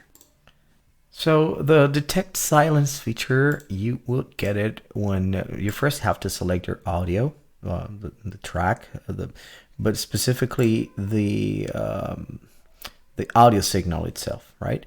And then just go to audio options here, and then go to advanced, and here you would have the feature Detect Silence. What this feature kind of does is that you set up some parameters here, right, in the detection, an open threshold, a closed threshold, etc., and then it'll just go ahead and say, well, anything that is between this range and this range, that we will put it as silence. And this is very useful in certain tracks or in certain productions.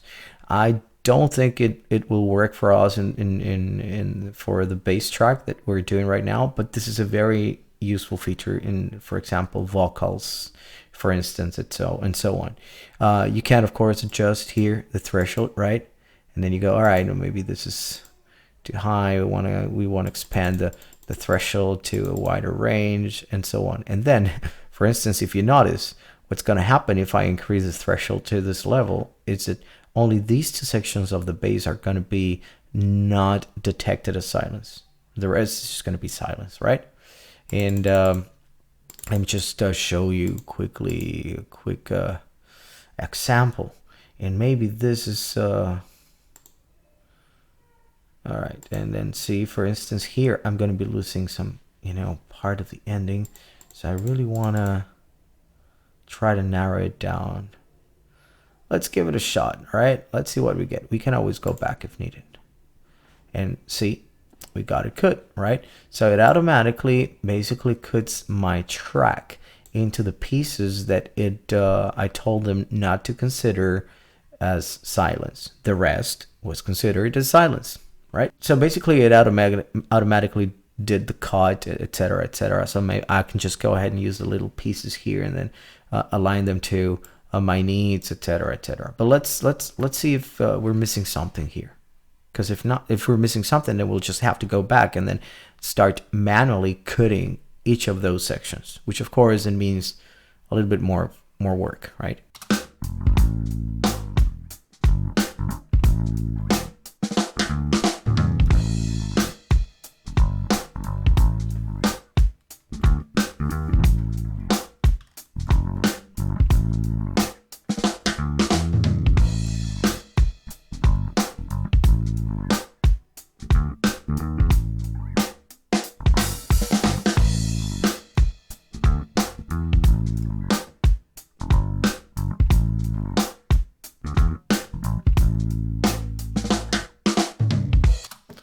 Okay, so it looks like it actually did a pretty nice job, right? I don't consider that we missed anything here, right? I noticed one interesting cut somewhere here, but I just want to make sure that it also sounds natural enough, right?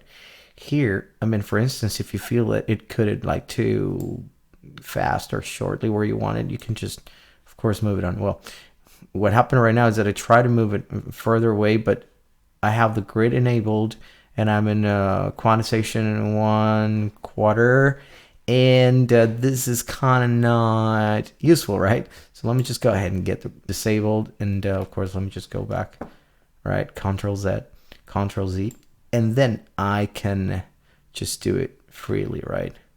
But then, you know, do I really need to do this? And I don't know. Let me just go ahead and check it again.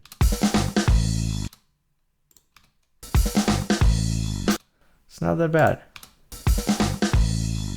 It's slightly misaligned, but I can't hear missing something there. But just in case, let me just expand it a little bit and cut it off a little bit. Right, let me also kind of cut it off a little bit from the other side. This is just to avoid any particular glitches when the little pieces of audio get started, because we've talked before, sometimes you can get those glitches if the changes from one piece of audio to the other are not exactly aligned.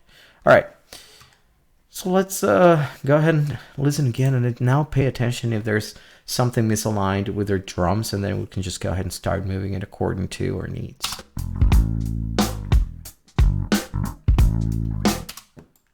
So I do feel that this could be a little bit tighter, right? Slightly.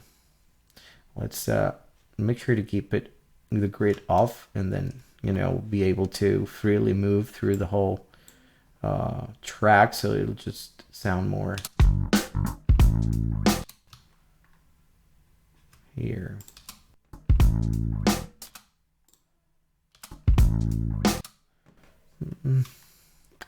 That one is okay, but you can see here some misalignments. You can also notice here a little bit offset. So let me just move it slightly, and then let's see if it sounds better.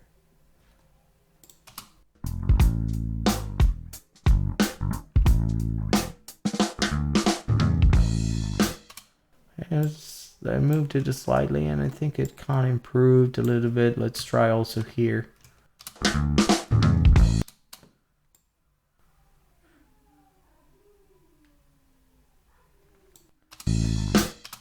Actually, my bad, because since I had all the tracks selected, or all the audio pieces selected, then I moved them all, but so I did Control Z, and I'm just going back. So basically, this is the intention of the whole process. Now, I'm going to show you basically if you have to do it manually, because of course the text silence is just going to do, you know, the cutting automatically, but you might still need some sections of the remaining pieces of audio to match your production, right? I mean, to your tempo. Well, you can use the cut tool here. I mean, it's basically these little scissors here. You can just go ahead and manually cut it, cut the piece, and then you know, if for instance this particular one, I can notice this is obviously off. So let me just go ahead and align it a little bit here. And let's see, if you notice that one piece is actually mounted on the other, you might just either want to cut it a little bit. That just reduces stuff. It's usually one of the ways to do this. And then let's see.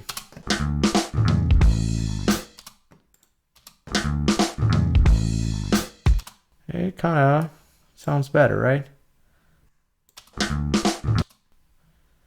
But I think we can actually match this little hit here with the snare. Let's see.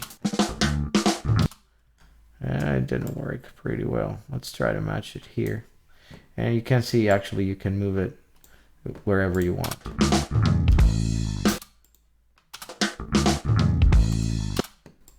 You know, and so on. That's basically how we're going to end up editing our track. So go ahead, get your track recorded and start editing. And then you want to do that for each one of them, depending on how tight you want it to be, right? And also depending on how off your tracks are. Okay. All right. Once we have edited our bass line here, well, I'm just gonna also take a look at the other tracks, such as the guitars, etc., etc., and then let me try to understand how off that it might be. I'm just gonna get the bass off and then just try to align the guitars with the drums. Now, an important thing, if you can record all of this and potentially you still haven't figured out where you're going to record is the drums, right? I mean, the rhythmic pattern. You can do all of this only with the click on, right? For instance, I could just set up the click by hitting C hotkey and then just play. And then try to align this specifically with the click itself. Now that is also where you have the grid. The grid is very useful in that sense because that's gonna give us, if you set it up by bars and stuff, you can just align it to the specific bars that you will have assigned in the grid, right? And I'm gonna just put this do this as an example. Right now I have it at 1/4, so I'm just gonna get a more granularity from the grid so I can actually move it in different other spots right now I can only move like this far, but let's just do 1/64 and then I can actually move shorter pieces, right? So it's more granular. All right, let's just take a listen of the guitars with the click on, just as another example of how editing could work.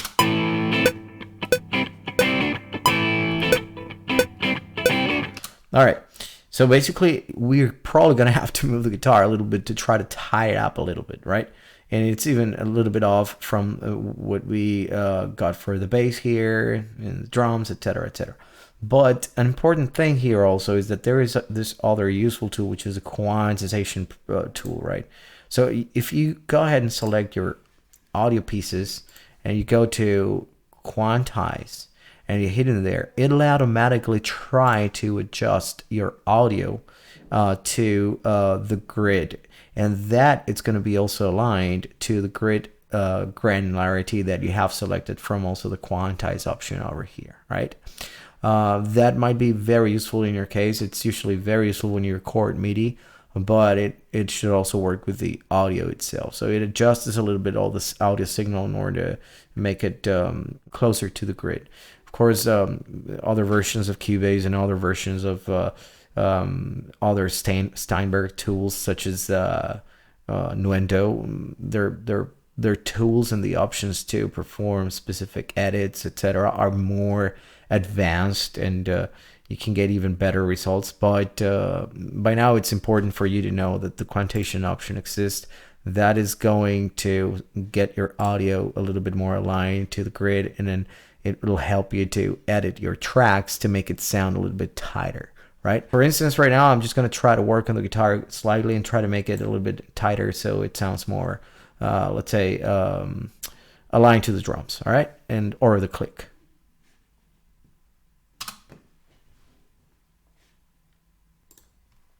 So I have used the quantize option now here with the guitar licks.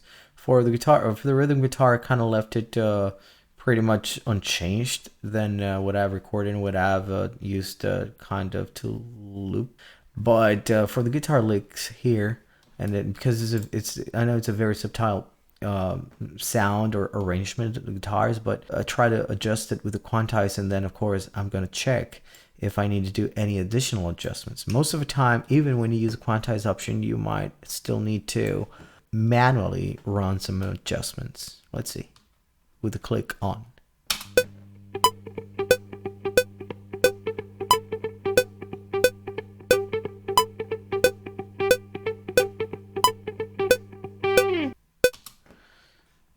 I think it's quite okay. We can of course cut a little bit this section here because this is probably going to add some unwanted and unnecessary noise, and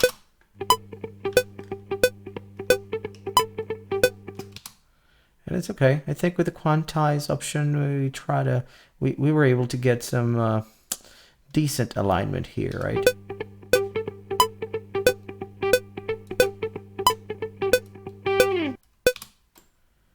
So let's again, if you might remember, just quantize, just click it here. Now if you want to undo the quantize, you can always just go to, well, in this case it will not quantize it again because I already did, right? But you can just either do Ctrl-Z, or here in the audio section of your control panel, just, you know, undo whatever you have done, right? And I think in this particular scenario, we got some pretty decent alignment here. Let's hear how it goes so far, right? And I wouldn't be like really focusing on the keyboards, because the keyboards, if you might remember, we recorded them MIDI, so we kind of somehow automatically, not automatically, but manually aligned it to match everything. Again, here you can also do the quantize, and then it'll just adjust either the front part of the signal or the back part of the digital signals to the grid, depending on how you want it to go, right? Basically the length of each of the signals. But I think we have a pretty quite good alignment for MIDI, so I really don't want to spend much time there or focus there, because it's done. One important thing, we haven't colored this track. Let's just put some interesting color here. Yeah, some yellowish. Yeah, let's keep that one out. All right, so now we have everything colored, and we kind of have the guitars aligned. Let's just listen to them.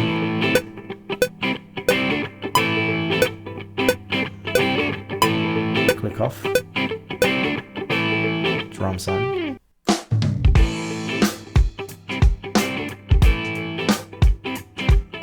Bass on.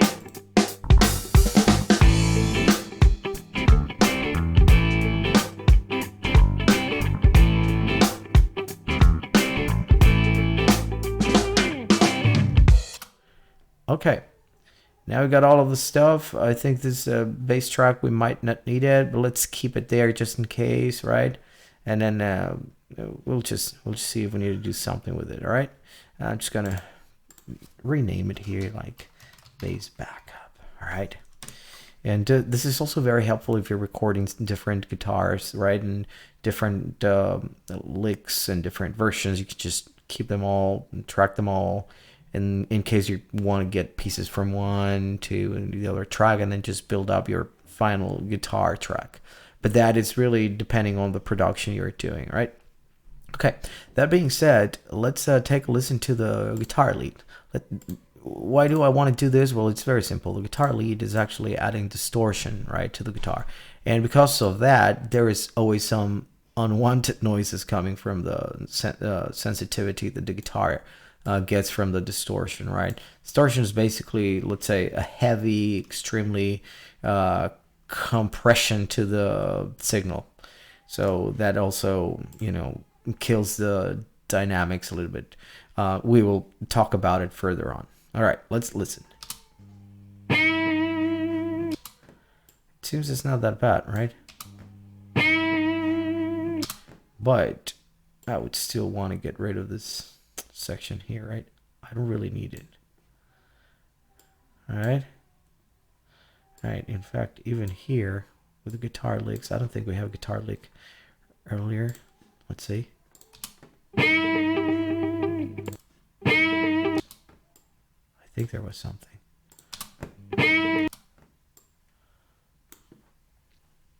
Yeah, we have this one here, so I don't want to kill it entirely. All right, so we got the guitar licks here.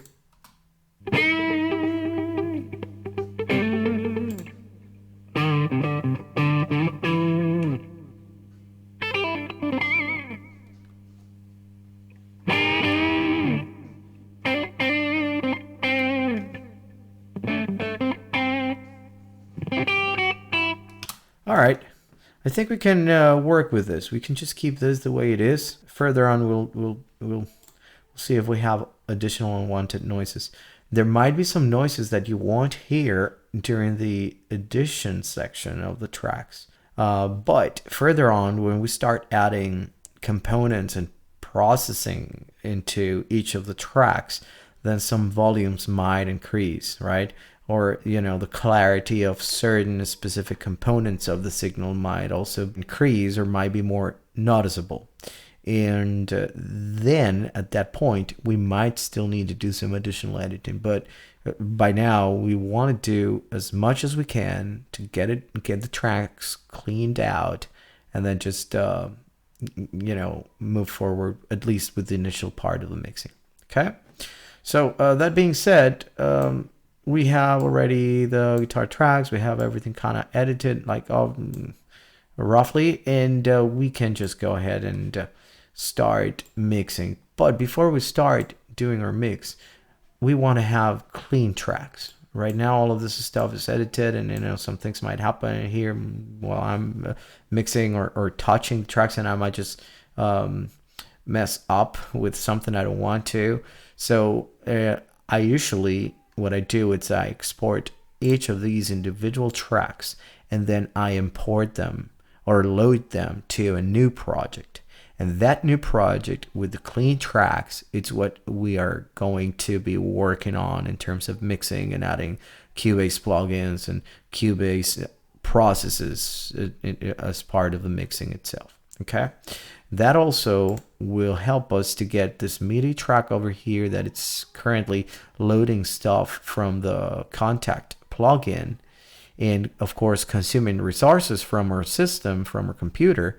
We're gonna just go ahead and convert it into an audio signal, and then we'll just don't have to worry about this loading the plugin, etc., and therefore consuming resources from our computer. All right, so how do we do that? Well, let's get into that as well.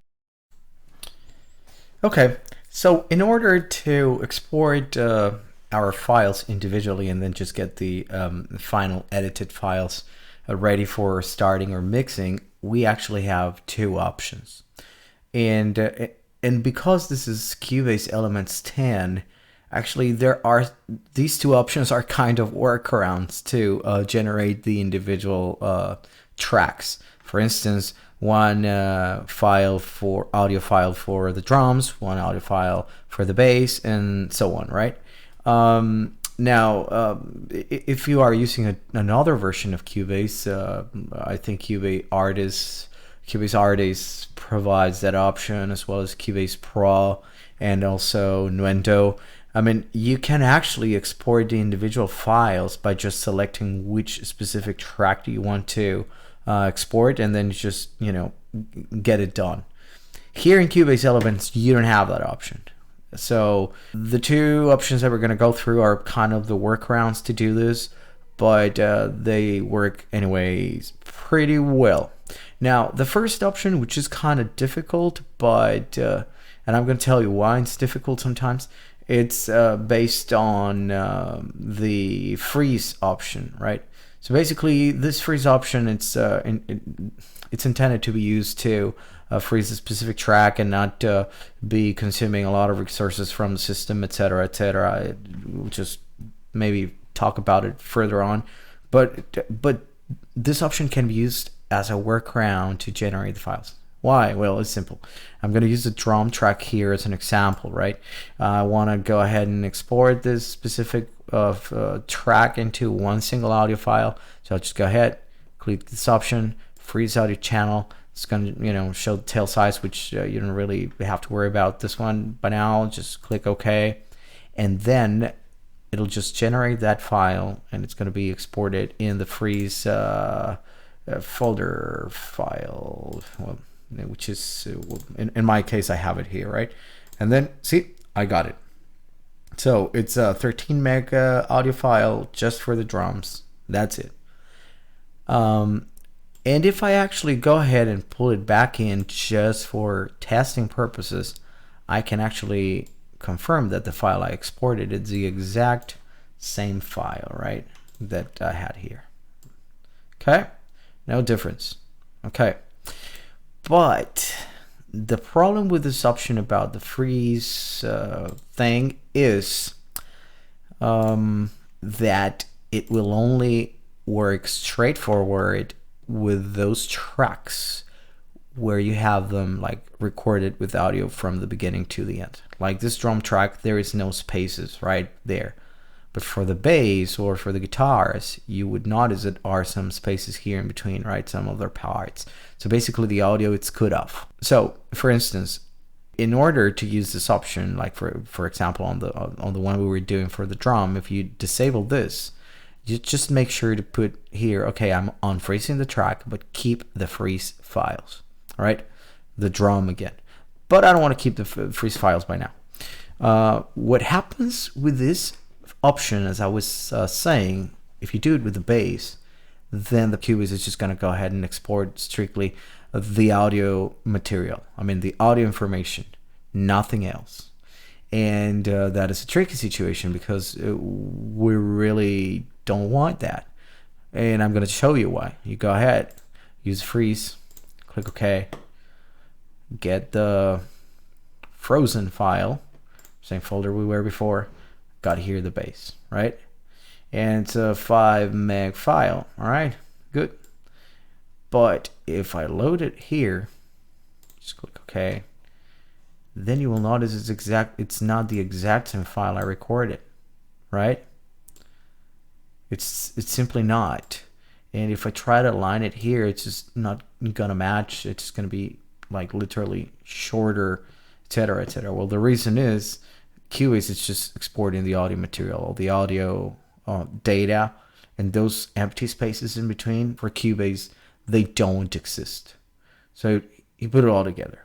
And this is not convenient. Now, there is a workaround to do this. Yes, there is.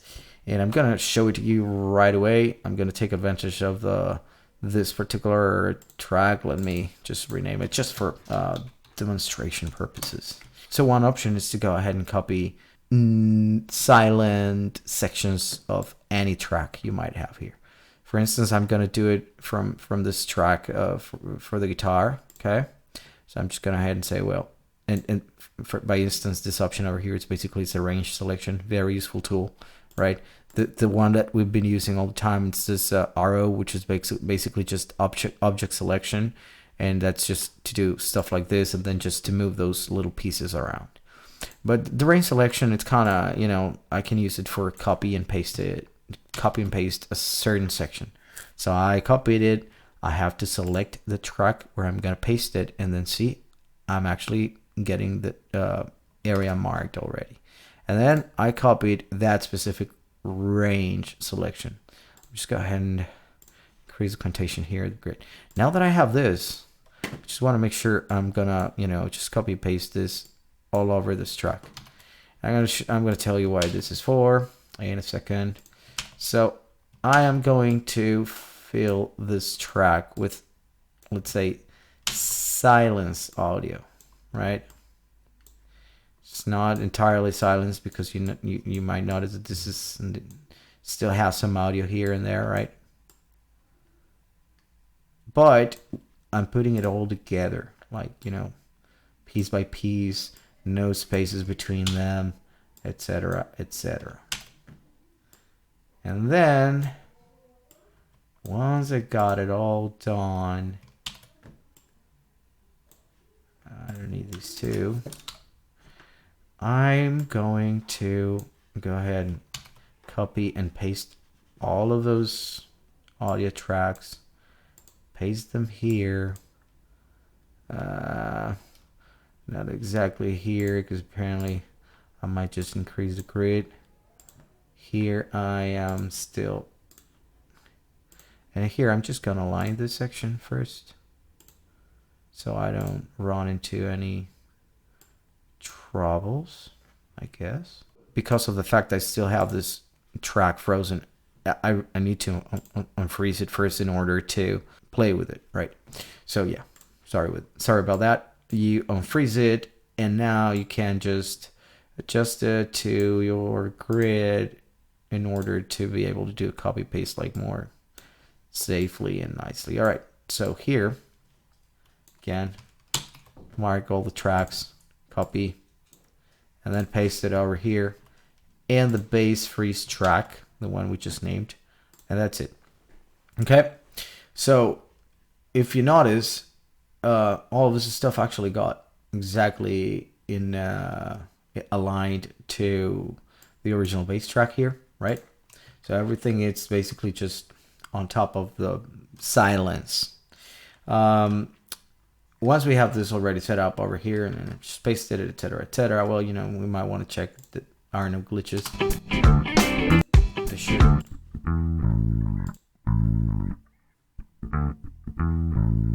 All right, it seems it's okay, right?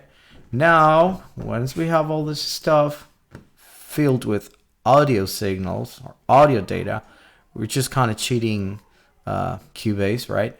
So let's just go ahead and freeze this particular channel over here.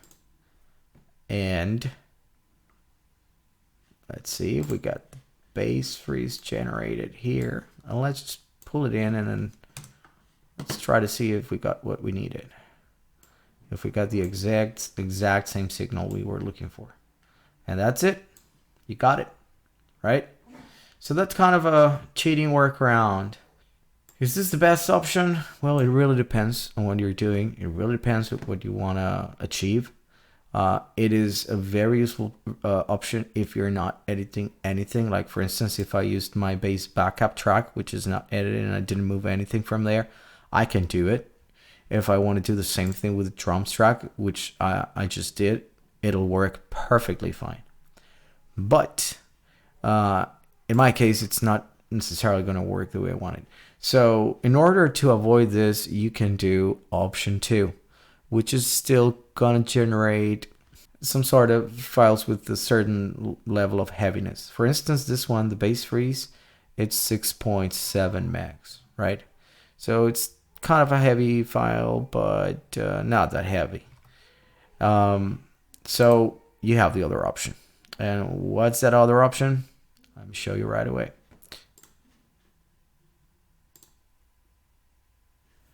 So the other option is basically soloing the track you want to export, and then export the whole audio section, right? Because we have no processing around the files here yet, we really shouldn't have very, very heavy files, but they would still be heavier than the option A that I showed you, which was the freeze, right? Using the freeze feature. So for instance, let me just go ahead. Well, let's start with the bass, right? And then how would I do it in this case? Well, I'm just going to export the drums because the bass, and solo it from here, and export the whole song. And important fact here is that we've talked about the locators before. Well, you have to make sure to select the whole song, because the locators are also used for telling Cubase, all right, this is the area I want to export. Okay, well, that's it. I'm going to export the bass. I'm using the project as a sample rate 44.1, 24-bit. I'm going to export a WAV file. You want to make sure you're not doing a mono down mix, and also you don't want to do a split channel. So, well, the bass, you might do a mono down mix because it's still going to go in the center, right? And that's how we recorded it. But if you're doing the drums, just make sure to keep the stereo version. Same thing with the keyboards here, right? Because these keyboards are actually recorded in stereo. So you want to make sure this is these drums and the keys are in stereo mode. So all right, so let's just go ahead back into the bass. Let's just do a mono down mix and then export. Let's see what we come up with. It's actually a very quick export. Let's check. We saved it somewhere here in my audio files, which I don't remember where I put it. And it's actually somewhere around here. We'll talk about this folder where we have all of this different bass and tracks and options in a second. So in this folder exports, that's basically where I saved the bass. I've already exported the drums, and I'm basically going to do the same thing for each one of my tracks here. Now I'm going to solo, well, not for the bass backup, of course. I'm going to solo the guitar, the rhythm guitar, and just export it, right? Same thing, we were doing it before. It could be a mono mix, it's no problem. Rhythm, same settings, we just want to export it, and so on. Just go ahead and do the same thing on your side. Export each one of those tracks. Again, make sure to export your keys and your drums in stereo if they were recorded in stereo, okay? And well, let's get then to the next step after you've exported all this stuff. So once we have exported our individual tracks, as we went through, basically you have to upload them again into a new project, right? So we will be getting into the exports folder where I have the files I exported, right? Which was where the bass, drums, guitars, and the keys. And in order to get them loaded into Cubase again, but now these are the fully edited files, so we can use them specifically and strictly for mixing purposes, and to upload or to process each one of them according to our needs and whatever production we're going to be doing. So in order to do that, you just have to go ahead and create a new project in Cubase, which we've done before, right? So let me just go ahead again and open Cubase. And once we're up and running with Cubase, we'll just go ahead and do the rest. All right, so I've got my Cubase up and running here. I am going to save this project as... well, I don't have to do the save as. Only if I just go ahead and do save, I'll just put the name here of the project I'm going to be doing. I don't know why this continue to do this in this particular one, which I don't understand. So let me just go ahead and create a new folder too, and let me call it Cubase Project Mix.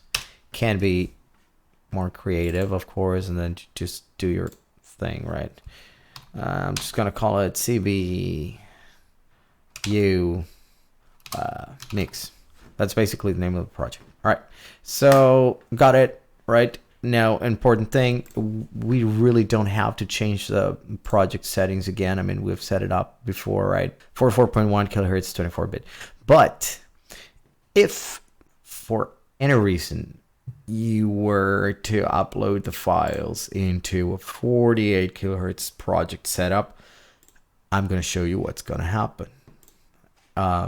For instance, if you remember, we exported these files with a 44.1 kilohertz sample rate. But as you noticed, this project, I just changed the setup to 48, and that's basically a higher sample rate than the one we have here for our files. So if I go ahead and drag it in, which by the way, this is interesting or important for you to know, you don't have to create individual audio tracks anymore. You can just go ahead, drag and drop the exported files here, and Cubase would do the rest automatically. That being said, I tried it, right? I dragged it, tried to drop it here, but I got this interesting notification. It says, well, you want the sample rate to be changed from 44 to 48. Well, that means Cubase automatically detected that my WAV files here, the WAV files that I'm going to transfer here, are actually 44.1. So it's just telling me, well, you have 44.1 kilohertz files here, but you want to put them or load them in a 48 kilohertz project. Do you want to proceed? You still want to do that? And what happens if I say yes? Well, it will do it. It'll just go ahead and upload our file, but let's hear how it sounds.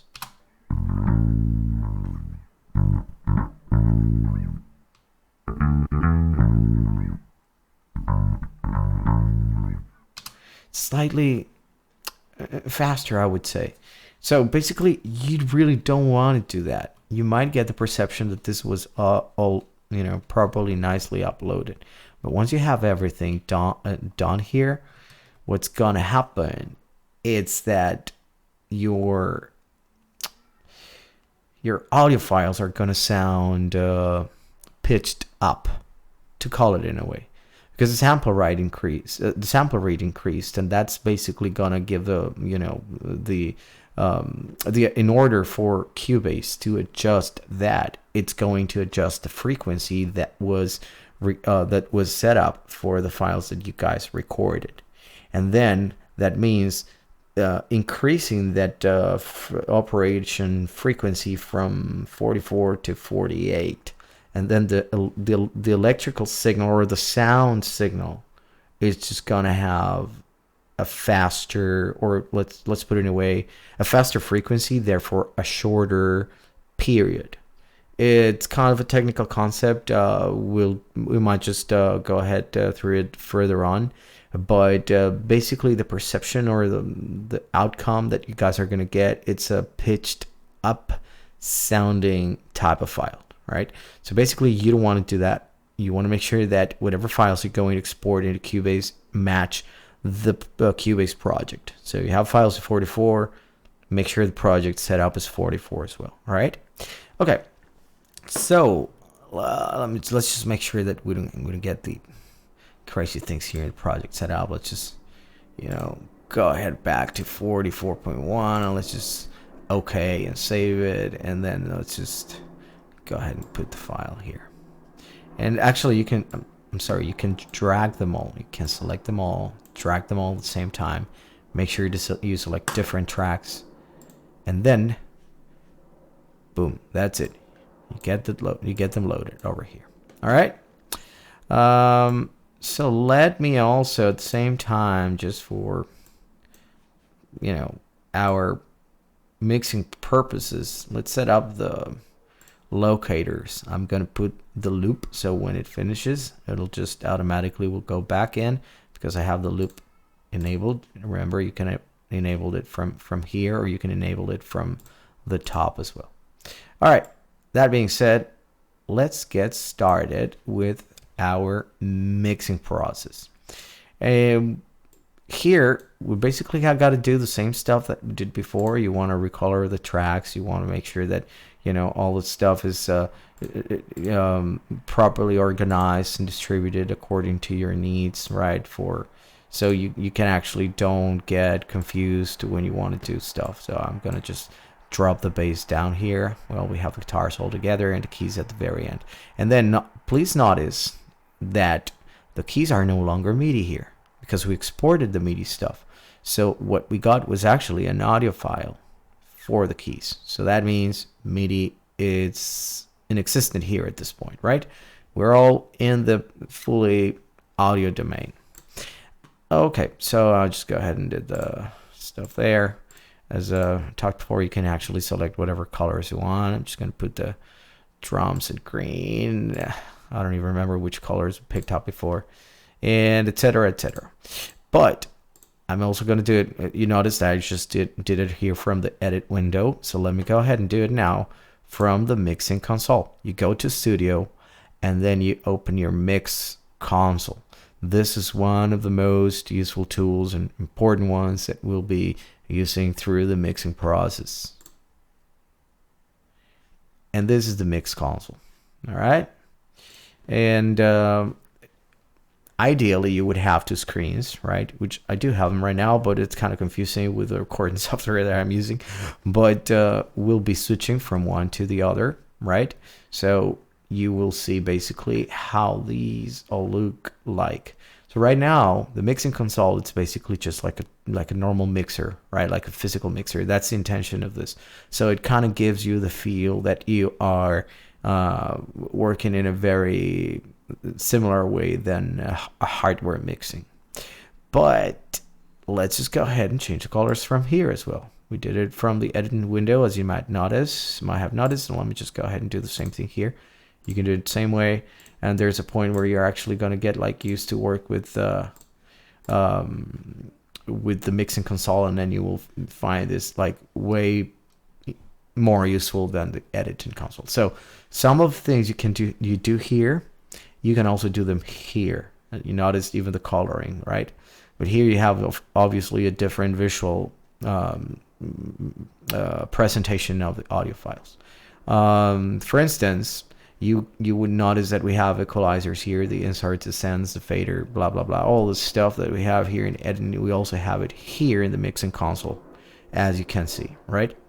Even the routing, which in our case, the routing in the edit window, it's this box over here. Okay. What's important here? Well, the most important part is that you got everything set up, everything properly organized, and you start to feel comfortable playing or working with the mixing console. Now let's go ahead and take a listen to the stuff that we've got here, what we've recorded, and our audio tracks, just to make sure that everything's in good shape.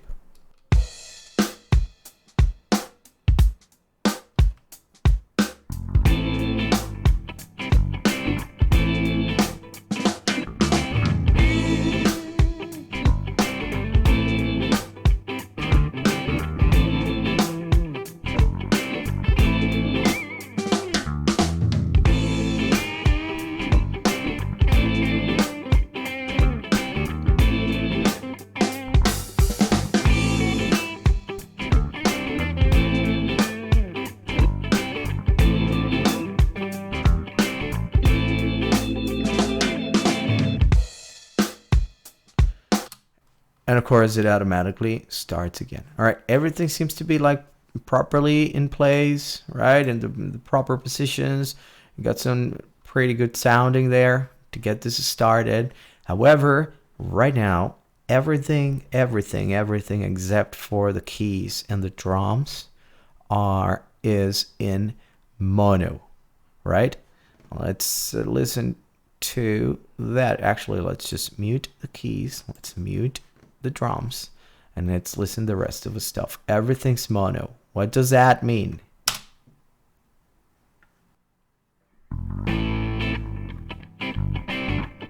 That means that everything right now, it's right in the center of the mix. All of this is stuff, I mean, not everything, but the bass and the guitars. Center of the mix. If you pay attention to that, you can kind of hear how the guitars give the impression to be fighting with each other, right? Because they're all in the same spot in what we call the panorama. All right, and additionally to that, they seem to have the same level, right? A very similar level, right? Except for the guitar licks, most of the other stuff that's same level. Everything's centered.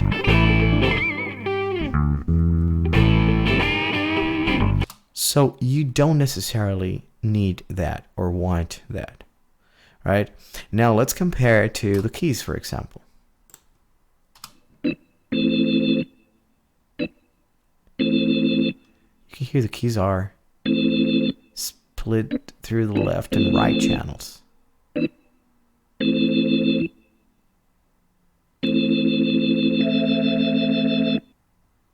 All right, interesting. It's kind of the same thing when it comes to the drums.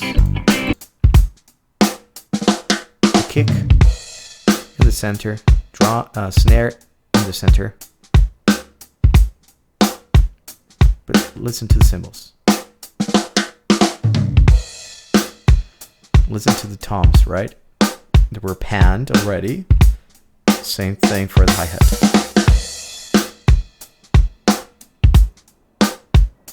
For instance, I could hear this. The hi-hat, it's kind of panned to the right channel.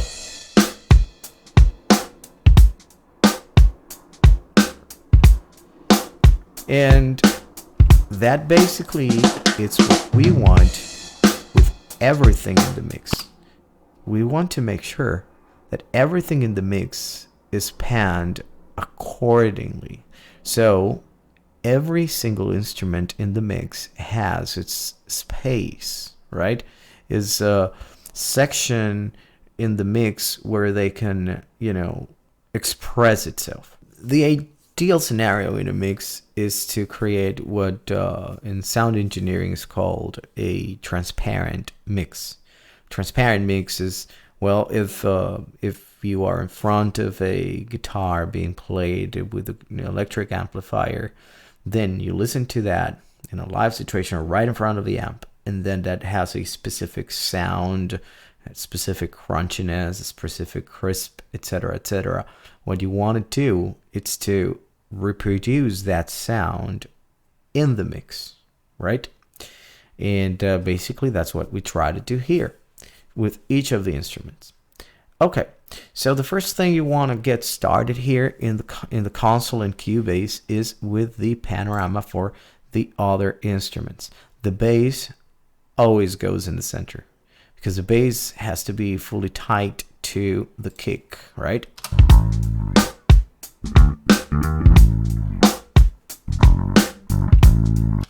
So this is basically our panorama control in Cubase, right? So if you have something like this, for example, in the C, that means it's centered. It's in 0 panorama, right? Levels. Let's move it to the left. You hear that? Same stuff when you go to the right.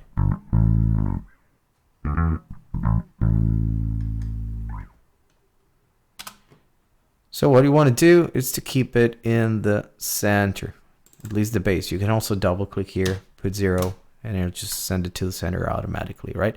Or just move it with the scroll of your mouse.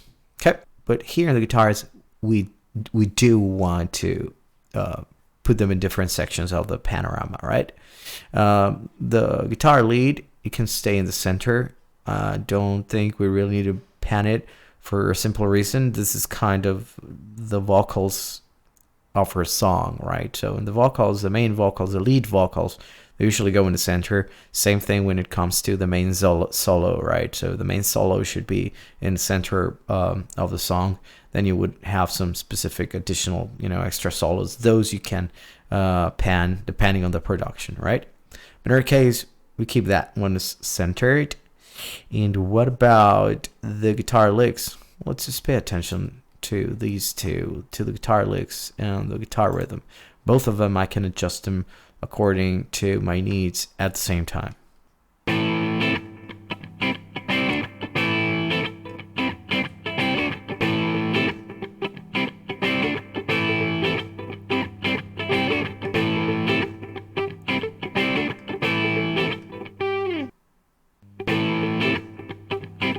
Here now, each of them kind of has its space.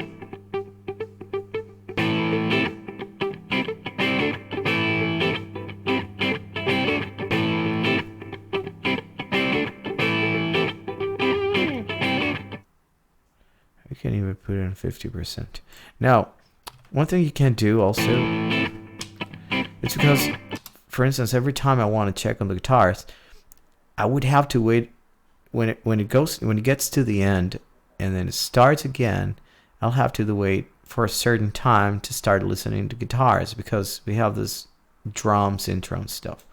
I can just go ahead and move the locator to the specific section where the guitar enters, or to any other section. I don't have to actually go like too far. In fact, I can just do it here just for example purposes or demonstration purposes, and then play it from here, and it will basically go, and it'll just loop this specific section all over and over again.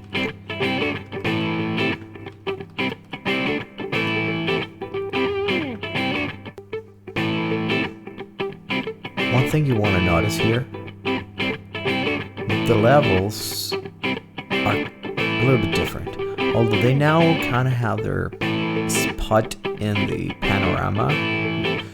They are still a little bit uneven because of this, because of the levels, right? So let's just adjust the level on the licks.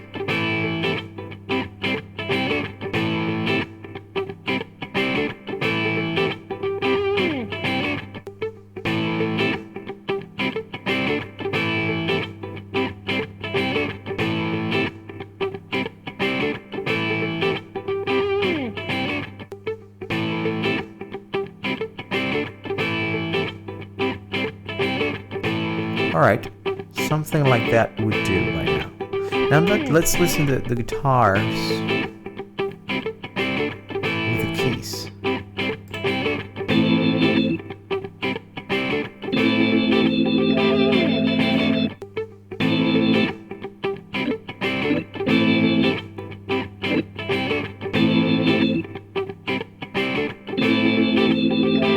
Maybe the keys are too loud, right? I'm going to bring them down a little bit.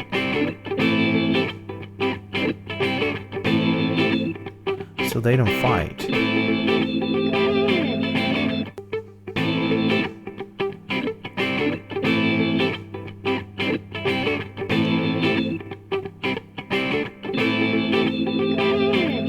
you can bring it down a little bit more. All right. So at this point, we can say that we are able to understand rhythm instruments. We kind of set them up already in terms of volume and panorama into, I would say, a very convenient place, precision setup, right?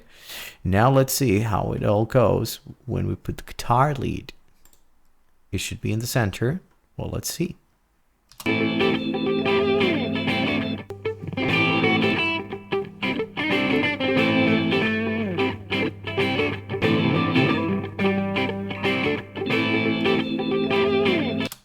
Okay, so I think panorama wise we are okay, but we definitely want to increase the volume a little bit, right? Because the volume for the guitar lead, it's basically the most important section of that track, because it's equivalent to the vocals, right? So they kind of have to stand out in the mix.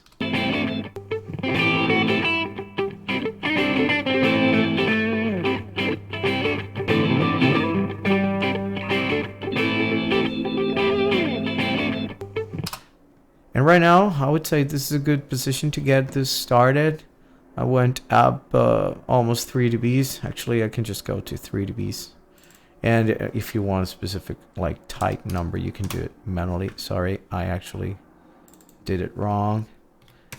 3, and that's it, right? I think that'll work. Now let's just hear all the stuff with the bass and the drums at the same time. Why not?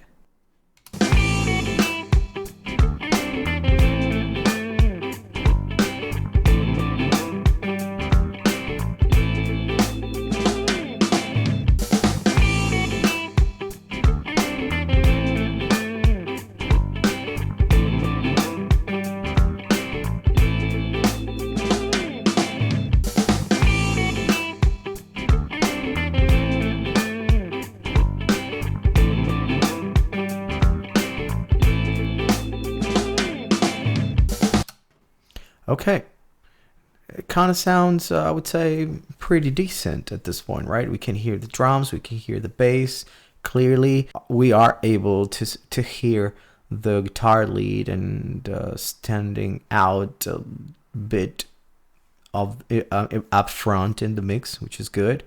And then we have the different spots in the mix for the guitar licks and the guitar rhythm, and then we have the keys open in the left and right channels. So I think at this point we have been able to set up the panorama and the volumes of each of our tracks according to what we need and according to what we want to achieve. And this is a very important part when it comes to mixing with Cubase. Okay, we will be obviously checking in the next steps how it is when it comes to the inserts, how it is when it comes to the channel strips, what the EQ actually does, technically speaking, and how it actually help us to stand out or to put each one of our tracks in a better sounding position, how it actually helps us to achieve a transparent mix. All right, so that being said, let's just go ahead and take a listen to the whole track and see how everything's going so far. Okay, here we go.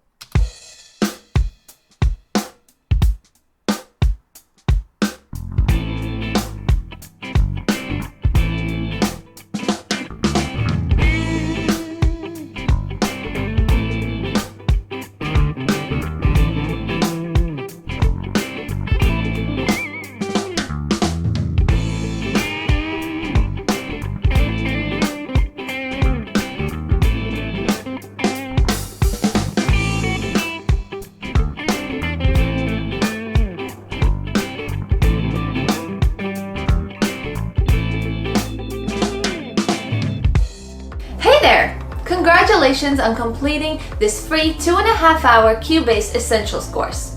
It's a pretty great achievement and I hope that you have enjoyed it. You are now ready to get started on creating some cool music. If you would like to uncover all the hidden tricks and know more tips on mixing and working with Cubase, click the link in the description box below. The Beginner to Advanced course consists of many more hours of exercises and demos which will turn you into a pro in no time. You will be able to learn more about audio editing and mixing, as well as apply your knowledge together with the instructor on many awesome projects. If that sounds like something you want, go check it out. Thank you for watching and see you soon.